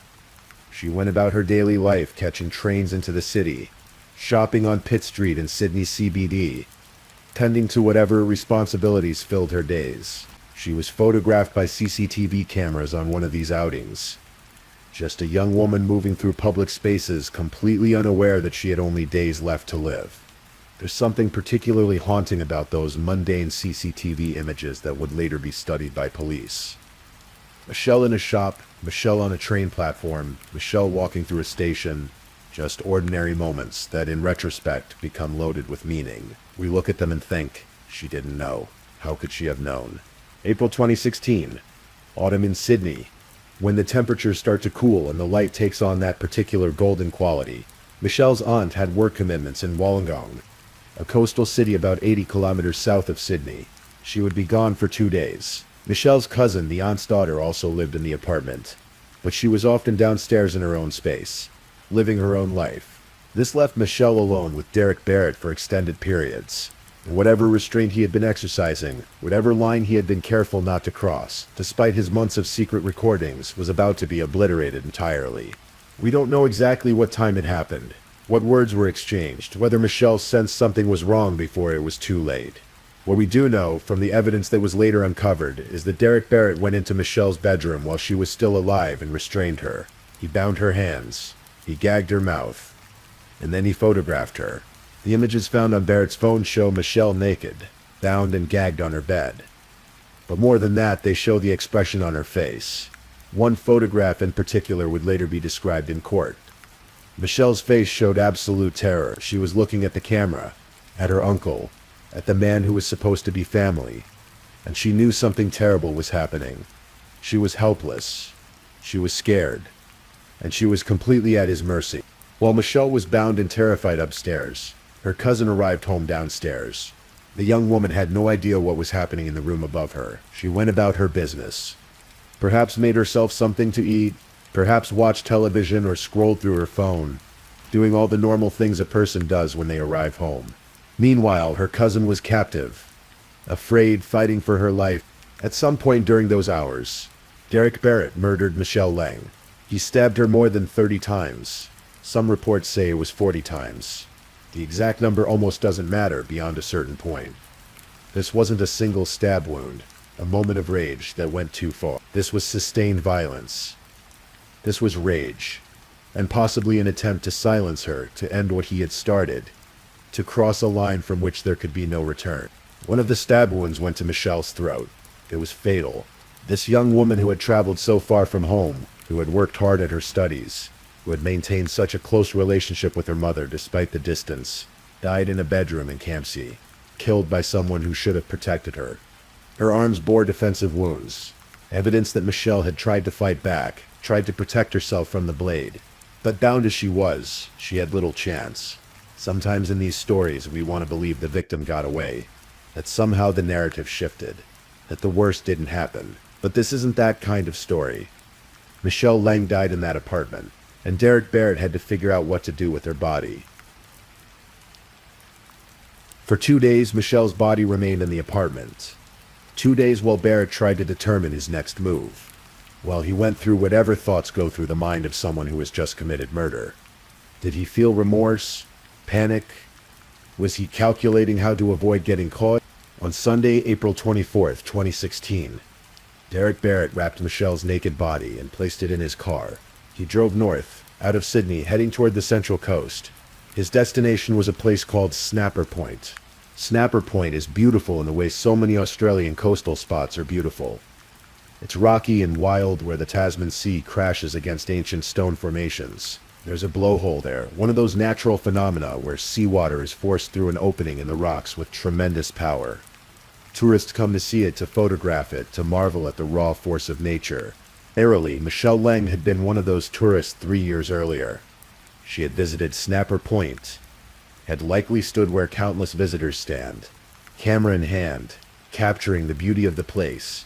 Now she was being returned there, under the most horrific circumstances imaginable. Barrett disposed of Michelle's body in the water near the blowhole. Perhaps he thought the currents would carry her out to sea, that she would never be found, that the ocean would swallow the evidence of what he had done. But the ocean doesn't cooperate with murder. The tides move according to their own ancient rhythms. And they brought Michelle Lang back to shore. That same day, Sunday the 24th of April, tourists at Snapper Point made a discovery that would haunt them. There was a body in the water, floating face down. They alerted authorities, and police arrived to secure the scene. But there was a problem. The body had no identification. Michelle's naked form gave investigators no clues about who she was, where she came from, what her name had been when she was alive. In cases like these, police have to try to identify the deceased through other means. They rely on missing person reports, on dental records, on distinguishing features, and increasingly on technology. NSW police created a computer-generated image of the dead woman's face. It's a particular kind of image. These computer identikit reconstructions, they try to capture what a person looked like in life, but there's something slightly off about them, something that sits in the uncanny valley between photograph and drawing. The image was released to the public in hopes that someone would recognize her. For 3 days, Michelle Lang remained identified. Her body was in the morgue, being examined by pathologists who documented the more than 30 stab wounds, the defensive injuries on her arms, all the physical evidence of the violence that had ended her life. But they didn't know her name. Back in Campsie, Michelle's aunt had returned home from Wollongong, and Michelle was nowhere to be found. The apartment felt wrong. Something was off. Where was her niece? Michelle wouldn't just disappear without telling anyone. She would have left a message, sent a text, said something to someone. The aunt must have asked Derek Barrett if he knew where Michelle was. We can imagine that conversation, the careful answers he would have given, the performance of concern he would have put on. Whatever he said, the aunt became convinced they needed to report Michelle missing. Here's where Derek Barrett made a calculated move that reveals something about criminal psychology. Rather than resist the idea of going to police, rather than try to deflect or make excuses about why they shouldn't get authorities involved, he agreed to accompany his wife to file a missing person report. Perhaps he thought this would make him look innocent, cooperative, concerned. Perhaps he believed that by actively participating in reporting Michelle's disappearance, he would divert suspicion away from himself. They went to the police station together. The aunt explained that her niece was missing, that this was completely out of character, that she was worried. Derek Barrett stood there, playing the part of the concerned family member, while he knew exactly where Michelle Leng was. He knew because he had killed her and dumped her body at Snapper Point just days earlier. But modern police work involves more than just taking statements. Investigators had been working the unidentified body case with increasing urgency. They had the computer-generated image. They had been checking it against missing person reports. And when Michelle's aunt filed that report, with photographs of her niece attached, someone made the connection. The computer-generated image from Snapper Point matched the young Chinese woman who had just been reported missing from Campsie. Michelle Leng had been found, she had been identified, and now police had a very specific question to answer. What had happened to her in the days between when she was last seen alive and when her body appeared in the water at Snapper Point? Investigators began building a timeline. They pulled CCTV footage from around Sydney, tracking Michelle's movements. They found footage of her shopping at Pitt Street in the CBD on the Thursday before she disappeared. They tracked her catching a train from the city to Campsie train station. They could see her arriving home. And then, nothing. After that, there was no trace of Michelle Lim on any camera anywhere in Sydney. It was as if she had vanished the moment she entered the Campsie apartment. But someone had been captured on camera. Cell phone tower data and other electronic evidence placed Derek Barrett's phone traveling from Campsie to the Central Coast on the morning of April 24th. His phone pinged a tower at Doyleson, not far from Snapper Point, just 25 minutes before Michelle's body was discovered by tourists. The evidence was mounting. Police began to look more carefully at Derek Barrett. They obtained warrants to search the apartment, to examine his phone, to dig into his digital life. And what they found was disturbing beyond what anyone could have imagined. On April 30th, just days after Michelle's body had been identified, police arrested Derek Barrett and charged him with his niece's murder. The man who had stood in the police station playing the concerned family member, who had accompanied his wife to report Michelle missing, who had looked investigators in the eye and said nothing, was now in custody. When police examined Derek Barrett's phone, they found a catalog of depravity, the videos of Michelle showering, unaware of the hidden camera, the recordings of Barrett masturbating over her while she slept, the video of him preparing a bath and calling out to her, and most damning of all, the photographs of Michelle bound and gagged on her bed, the terror clear on her face, taken during what would be the final hours of her life. These images and videos painted a picture of escalating obsession and violation. Barrett hadn't suddenly snapped one day. This had been building. He had been violating Michelle's privacy, stealing intimate images of her, creating a secret collection that fed whatever dark fantasies had taken root in his mind. And then the secret recordings weren't enough. The line between fantasy and action dissolved, and he moved from watching and recording to physically restraining and ultimately murdering her. The apartment in Campsie became a crime scene. Forensic investigators went through it meticulously, looking for blood evidence, DNA, anything that could help them understand exactly what had happened in that bedroom. The bathroom where Barrett had hidden his camera was examined. Michelle's bedroom, where she had been bound and murdered, was processed with the kind of careful attention to detail that modern forensics demands. Back in China, Mei Zhang received the news every parent dreads. Her daughter, her only child, the girl she had poured all her love into after losing her husband, was dead. Not just dead, but murdered. And not murdered by a stranger in a random act of violence, but by family, by someone who should have protected her. Mei Zhang flew from China to Sydney. The journey must have been unbearable, all those hours in the air, knowing what waited for her at the other end. She held a press conference, her face showing the kind of grief that transcends language and culture. She bowed her head and wept as she spoke of her daughter, of their close relationship, of the loss that would define the rest of her life. We even today still cannot accept the fact that she has left us and we are still in great suffering. Mi Zhang said, her voice breaking. The time will never turn back to when Meng Mei and I were living happily together. It's one of those statements that contains an entire world of pain. The mother who had supported her daughter's dreams, who had encouraged her to study abroad, who had believed she was safe with family, now had to confront the reality that her daughter had died in the worst possible way. And there was no turning back time, no way to undo what had been done, no way to bring Michelle back. Initially, Derek Barrett maintained his innocence.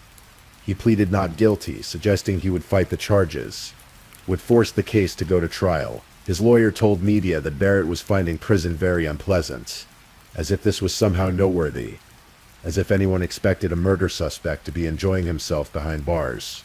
But as the evidence mounted, as the prosecution built their case, Barrett's position became increasingly untenable, the phone records placing him at snapper point, the videos and images on his phone, the forensic evidence from the apartment, the autopsy showing the more than 30 stab wounds. There was no explaining this away, no narrative he could construct that would make sense of all these pieces of evidence pointing directly at him. In August of 2017, Derek Barrett changed his plea. Appearing via video in Burwood local court, he pleaded guilty. He admitted to murdering Michelle Lang. He admitted to indecently assaulting her. He admitted to detaining her with intent to obtain advantage. He admitted to multiple counts of committing acts of indecency with a person over 16 years of age. By pleading guilty, Barrett avoided a trial, which meant certain details might not be aired publicly, might not be picked apart by prosecutors in front of a jury. But it also meant that the evidence was strong enough that fighting the charges was pointless. His lawyers must have told him that going to trial would result in the same guilty verdict, probably with harsher sentencing. The case moved to the Janis Amatuzio Supreme Court for sentencing. This is where the full scope of Barrett's crimes was laid out, where prosecutors could present all the evidence, where Michelle's family could make victim impact statements, where a judge would determine just how many years Derek Barrett would spend behind bars. Crown Prosecutor Lee Carr painted a picture of escalating violations that culminated in murder. She presented the videos, the photos, the timeline of events. She spoke of Michelle's terror in those final hours. Bound and helpless, knowing something terrible was happening. One of the photographs where the victim's bound but still alive indicates a look of absolute terror on her face. Carr told the court, "It's a detail that's hard to hear, hard to think about." Michelle knew. In those moments before she died, she knew her uncle was going to kill her. Barrett himself spoke in court, though his words rang hollow given what he had done. He said he had betrayed 2 families and was guilty of what he deserved. He wept, a display of emotion that came far too late to matter. Where were these tears when he was setting up cameras to film Michelle showering? Where was this remorse when he was binding her hands and gagging her mouth? Where was this guilt when he was stabbing her more than 30 times?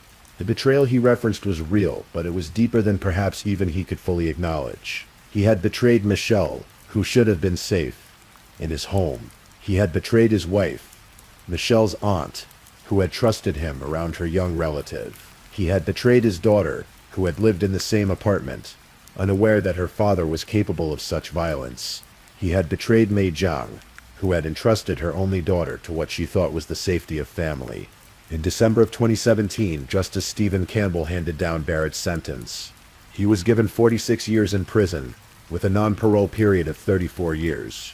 This meant that Barrett, who was 28 at the time of the murder, would be at least 62 years old before he could even apply for parole, and there was no guarantee parole would be granted. For Michelle's family, no sentence could ever be enough. Mi Zhang and other family members expressed their belief that Barrett should never be released, that he should spend the rest of his life behind bars. When you've lost someone the way they lost Michelle, when the details of her final hours are so horrific, when the betrayal is so complete, there is no punishment that feels proportionate to the crime. But the legal system doesn't operate on the principle of proportionate emotional satisfaction. It operates on precedent, on sentencing guidelines, on attempting to balance punishment with the possibility of rehabilitation, even in cases where rehabilitation seems unlikely or impossible. Barrett was sent to Silverwater Correctional Center, where he had been held awaiting trial and where he would now serve out his sentence. His earlier complaints about finding prison very unpleasant seem even more tone-deaf in retrospect. Prison is meant to be unpleasant. It's meant to be the consequence of committing crimes.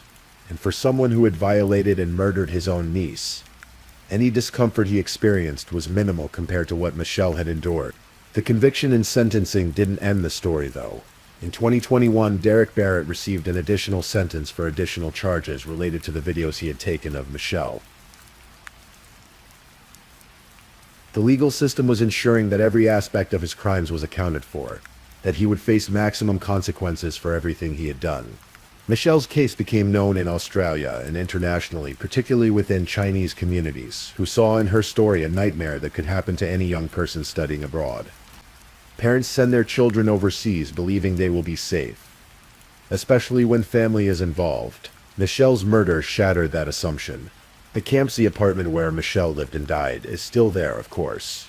Buildings don't disappear just because terrible things happened inside them. People likely live there now, unaware of the history, going about their daily lives. That's how it works in cities. The past is buried beneath the present, and only those who remember or who research the stories know what came before.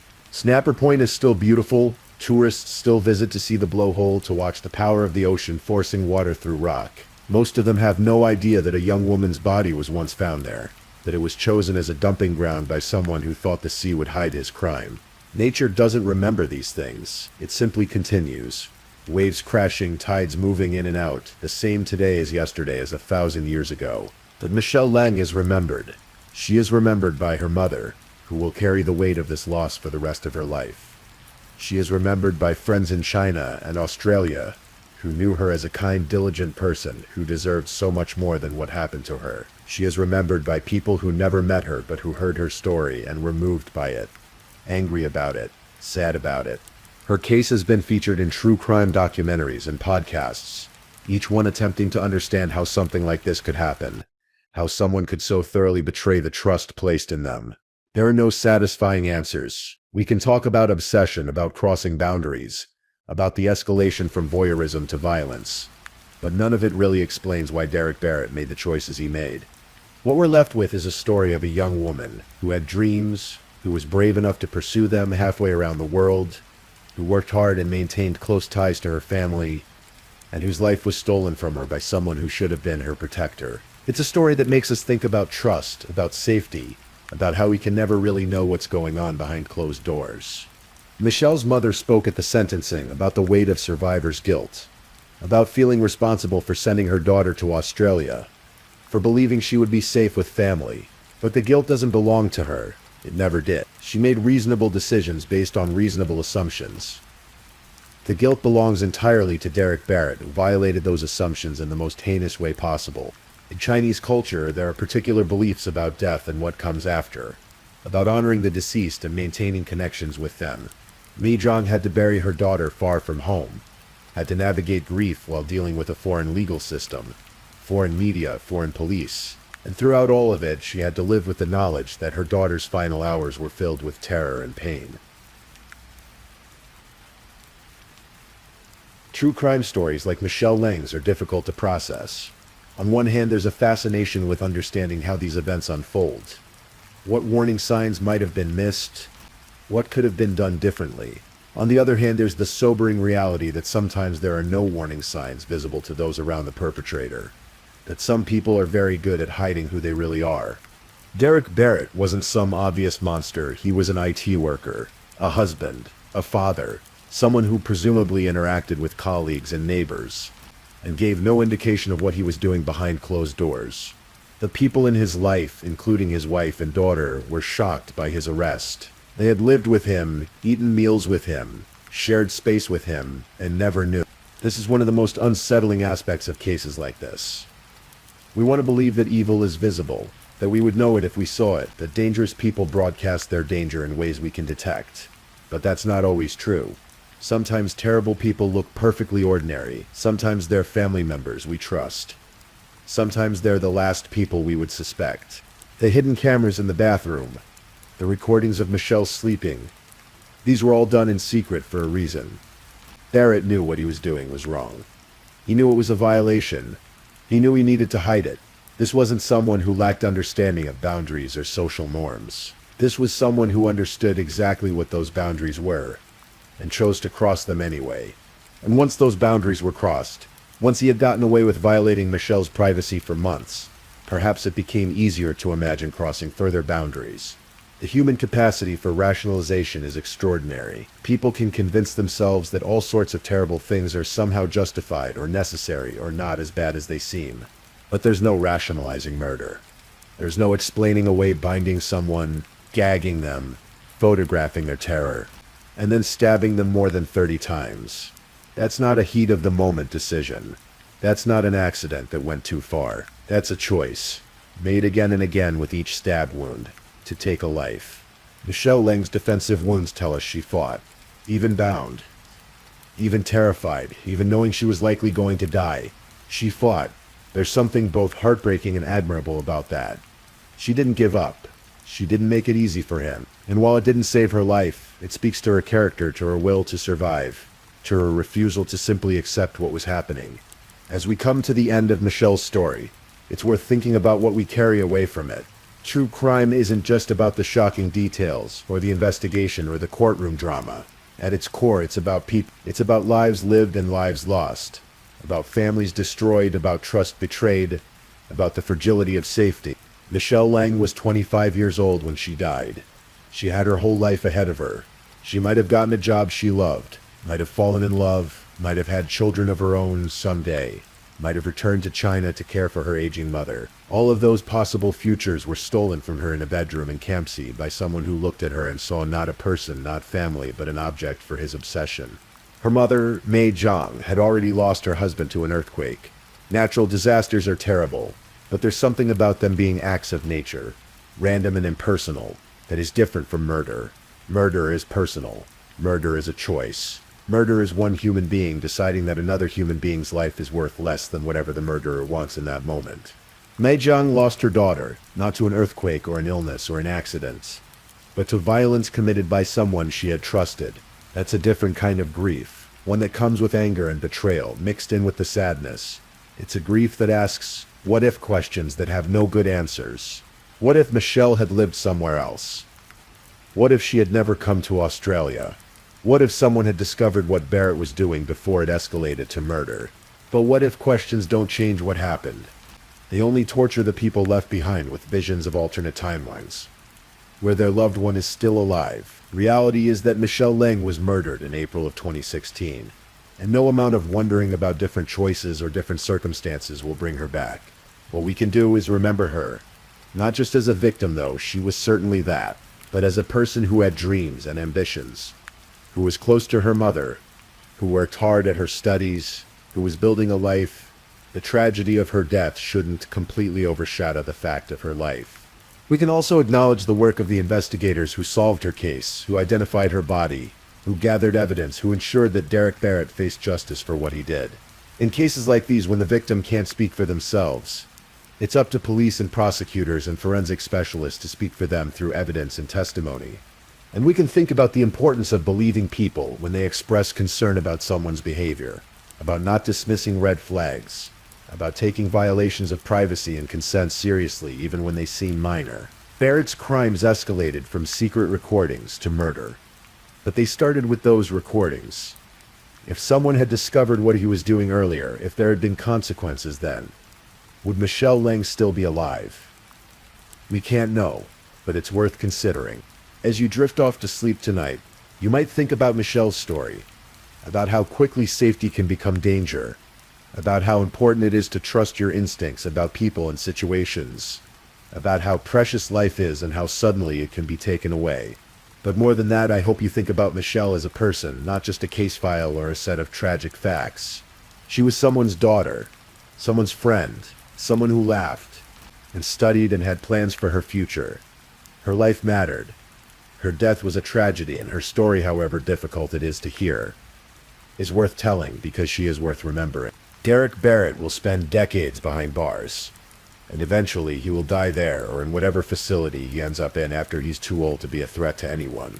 Michelle Lang died when she was just 25, but her memory lives on in her mother's heart, in the hearts of those who knew her, and now in the minds of those who have heard her story. Please, if you're still awake, let's move on to our last story.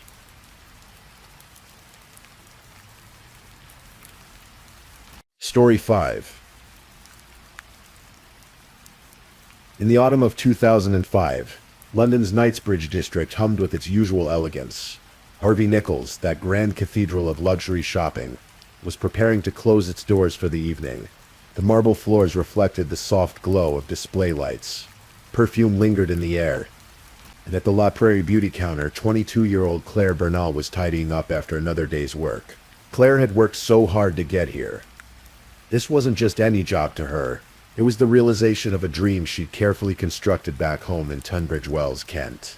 She'd studied beauty consultancy and theater makeup, building her skills piece by piece, and when she decided Harvey Nichols was where she wanted to be, she didn't just apply, she wrote directly to La Prairie, telling them exactly why she loved their brand, why she understood their customers, why she would be perfect for them. She got that interview. She practiced her answers on the train ride from Kent to London, her brother beside her for support, her portfolio of work clutched in her hands. And she got the job.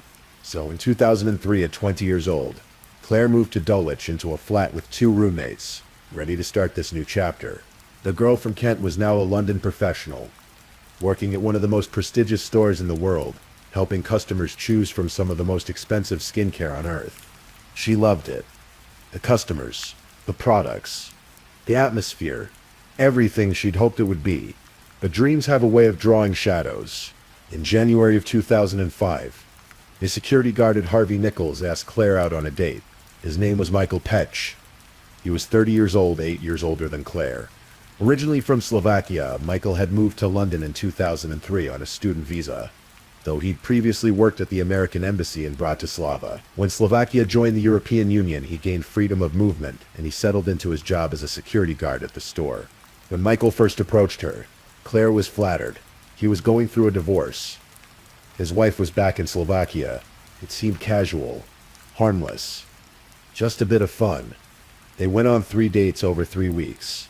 But something shifted after the very first date. Something in Michael changed, or perhaps something in Michael revealed itself. He told Claire he loved her. After 1 date. The words hung in the air between them, heavy and premature. Claire didn't know what to say. She was taken aback, uncertain how to respond to such intensity, such immediacy. Over those 3 weeks, as they continued to see each other, Claire began to feel the grip of his attention tightening around her. Michael was jealous. He was controlling. He wanted all of her time. He didn't want her seeing friends. He didn't want her going home to visit family. He wanted her world to shrink down to just the 2 of them, with him at the center. By February, Claire knew she had to end it. The breaking point came when Michael returned from a trip to Slovakia. He demanded Claire meet him at the airport. She did. They went back to her flat in Dulwich, and he tried to insist on spending the night. Claire said no, but Michael wouldn't leave. He said his suitcase was too heavy to drag across London. Finally, Claire agreed to walk with him to the train station, just to get him out of her flat. But when they reached the station, Michael refused to get on the train. That was it. Claire told him clearly the relationship was over. She walked back to her flat, and Michael followed her. For 2 hours, he stood outside her home. He called her phone 20 times. Claire didn't answer. When her flatmate came outside and asked him to leave, Michael became abusive, shouting at her. The next day, he returned with flowers. He waited outside again. Claire didn't accept them. She didn't speak to him. But here's the terrible thing about working in the same building as someone you're trying to avoid. There's no real escape. Harvey Nichols became a hunting ground. Michael followed Claire through the store. She would feel his eyes on her and turn to find him staring. He used the mirrors throughout the building to watch her, to track her movements. He came to her counter again and again, asking her to take him back, telling her he loved her, insisting she loved him too. He enlisted other staff members to ask Claire to speak with him. She eventually agreed, hoping to make things clear. She asked him to stop. Please, just stop. But her pleas seemed to have the opposite effect. One day, as Claire was leaving work, Michael grabbed her. He was shouting, telling her he loved her, that he knew she loved him. Claire told him she did. Yes, you do, you stupid little girl, he shouted back. The text messages started coming, 50 a day, 50 messages. Every single day, flooding her phone. Michael would follow her to work in the morning. getting on the same train. He would follow her home in the evening. He would stand outside her flat for hours. The messages evolved. At first they were desperate. We were meant to be together. But as Claire continued to ignore him, they grew darker. I will kill myself if we can't be together. And then even more sinister. If I can't have you, no one will. Claire's health began to deteriorate. She couldn't sleep. The stress manifested physically. She developed several eye infections. Work, which she'd once loved, became something she dreaded. She was late. She couldn't concentrate. The dream was curdling into a nightmare. But Claire was reluctant to report Michael. She was embarrassed. Her mother would later explain. He hadn't physically hurt her yet. Claire worried she'd be seen as wasting police time over someone who was just, persistent, intense. This is something we need to understand. Violence doesn't start with a raised fist. It starts with the erosion of boundaries, with the refusal to hear the word no, with the steady drip of fear that wears down your sense of safety until you're not sure if what's happening even counts as a crime. On the 30th of March, 2005, Claire was on her way home from work. She saw Michael on the underground platform. She tried to avoid him, running down the platform and jumping onto a train. But Michael saw her and got into the same carriage. When the train stopped, Claire got off and ran. Michael caught her. He knocked her over. And then he said the words that would change everything. "If you report me, I will kill you." Claire got onto another train. Michael banged on the windows, shouting at her as the train pulled away. That threat was the line Claire couldn't ignore. She reported Michael to the head of security at Harvey Nichols. They reviewed the security footage and saw everything Claire had described. The following: the watching, the harassment captured in silent surveillance. Michael was moved to a different floor, but that didn't stop him. He was suspended. The store advised Claire to go to the police. She did. At the disciplinary hearing regarding his suspension, something chilling emerged. Michael had asked one of Claire's colleagues what the maximum sentence for murder was in the UK. Think about that question. Think about what it means when someone stalking you starts researching the penalties for taking your life.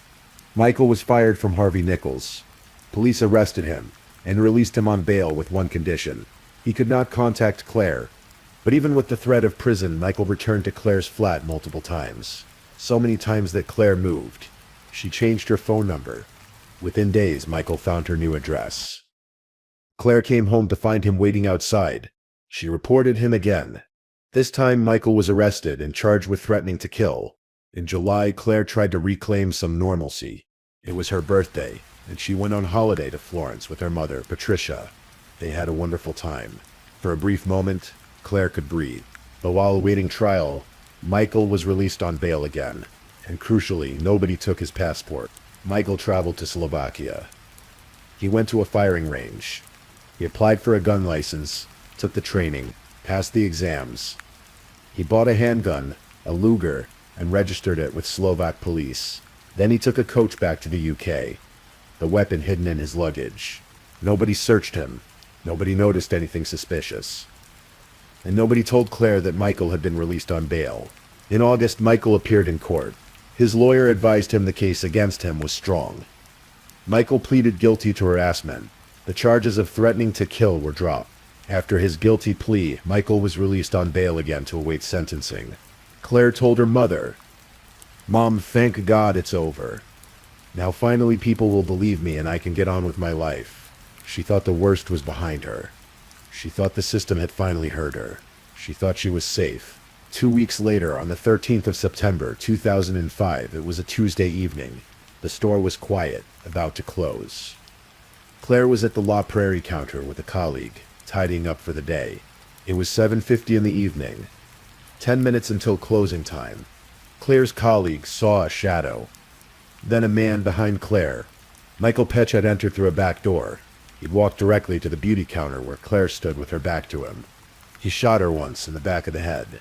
She fell. He shot her 3 more times in the face. Claire died instantly, there on the floor of Harvey Nichols, in front of customers and colleagues, in the place she'd worked so hard to reach. Michael fired 1 shot into the ceiling. Then he turned the gun on himself. 2 people dead. In seconds. After months of warning signs, after arrests, after guilty pleas, after a system that was supposed to protect a young woman who did everything right. When police informed Patricia Bernal that her daughter had been shot, Patricia knew immediately who was responsible. She said his name before they did, Michael Petch. Later toxicology would show Michael was high on cocaine when he killed Claire.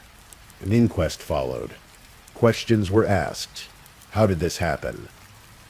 How did a man who'd threatened to kill someone, who'd been arrested twice, who'd been deemed dangerous enough to fire from his job, how did he end up free and armed in the same building as his victim? The investigation revealed the police officer assigned to Claire's case was young and had a heavy caseload. The training for domestic violence incidents was only 1 day long. The officer had failed to fill out a risk assessment form regarding Michael's threat level. The coroner determined that even if the form had been completed, Michael likely would have been classified as low risk, because he had no previous convictions. The coroner ruled Claire had been unlawfully killed, but that her death could not have been anticipated. But Patricia Bernal and the families of other stalking victims disagreed. They knew the system had failed. They knew that Claire's death was preventable. Michael had been arrested twice. He'd threatened to kill. He'd asked about the maximum sentence for murder. He'd been released on bail. His passport never confiscated, allowing him to travel freely to another country to arm himself and prepare. Patricia and other families formed an organization called Protection Against Stalking. They approached Prime Minister David Cameron with a simple request: make stalking a standalone criminal offense. Recognize it not as mere harassment, but as the specific, calculated campaign of terror that it is. Cameron agreed. In 2012, the law was passed. Stalking is an abhorrent crime, Cameron said. It makes life a living hell for victims, breaking up relationships, forcing victims to move house, making them feel they are being watched 24 hours a day. This is why we are explicitly criminalizing stalking, to make sure that justice is done, protect the victims, and show beyond doubt that stalking is a crime. Claire's law followed later, though named for a different victim. It gave people the right to ask police if their partner had a history of violence. These laws exist because Claire Bernal existed, because she was a young woman with dreams who studied hard and got a job she loved, and did everything she was supposed to do. She reported her stalker. She followed the process. She trusted the system, and the system didn't save her. Claire's mother carries that weight still. The weight of the what-ifs. What if Michael's passport had been taken? What if the risk assessment had been completed? What if bail had been denied? What if threatening to kill someone was taken as seriously as it should be? What if Claire had been believed sooner, protected better, valued more? On quiet Tuesday evenings, when department stores across London are closing up for the night, when beauty consultants are tidying their counters and looking forward to going home, perhaps some think of Claire.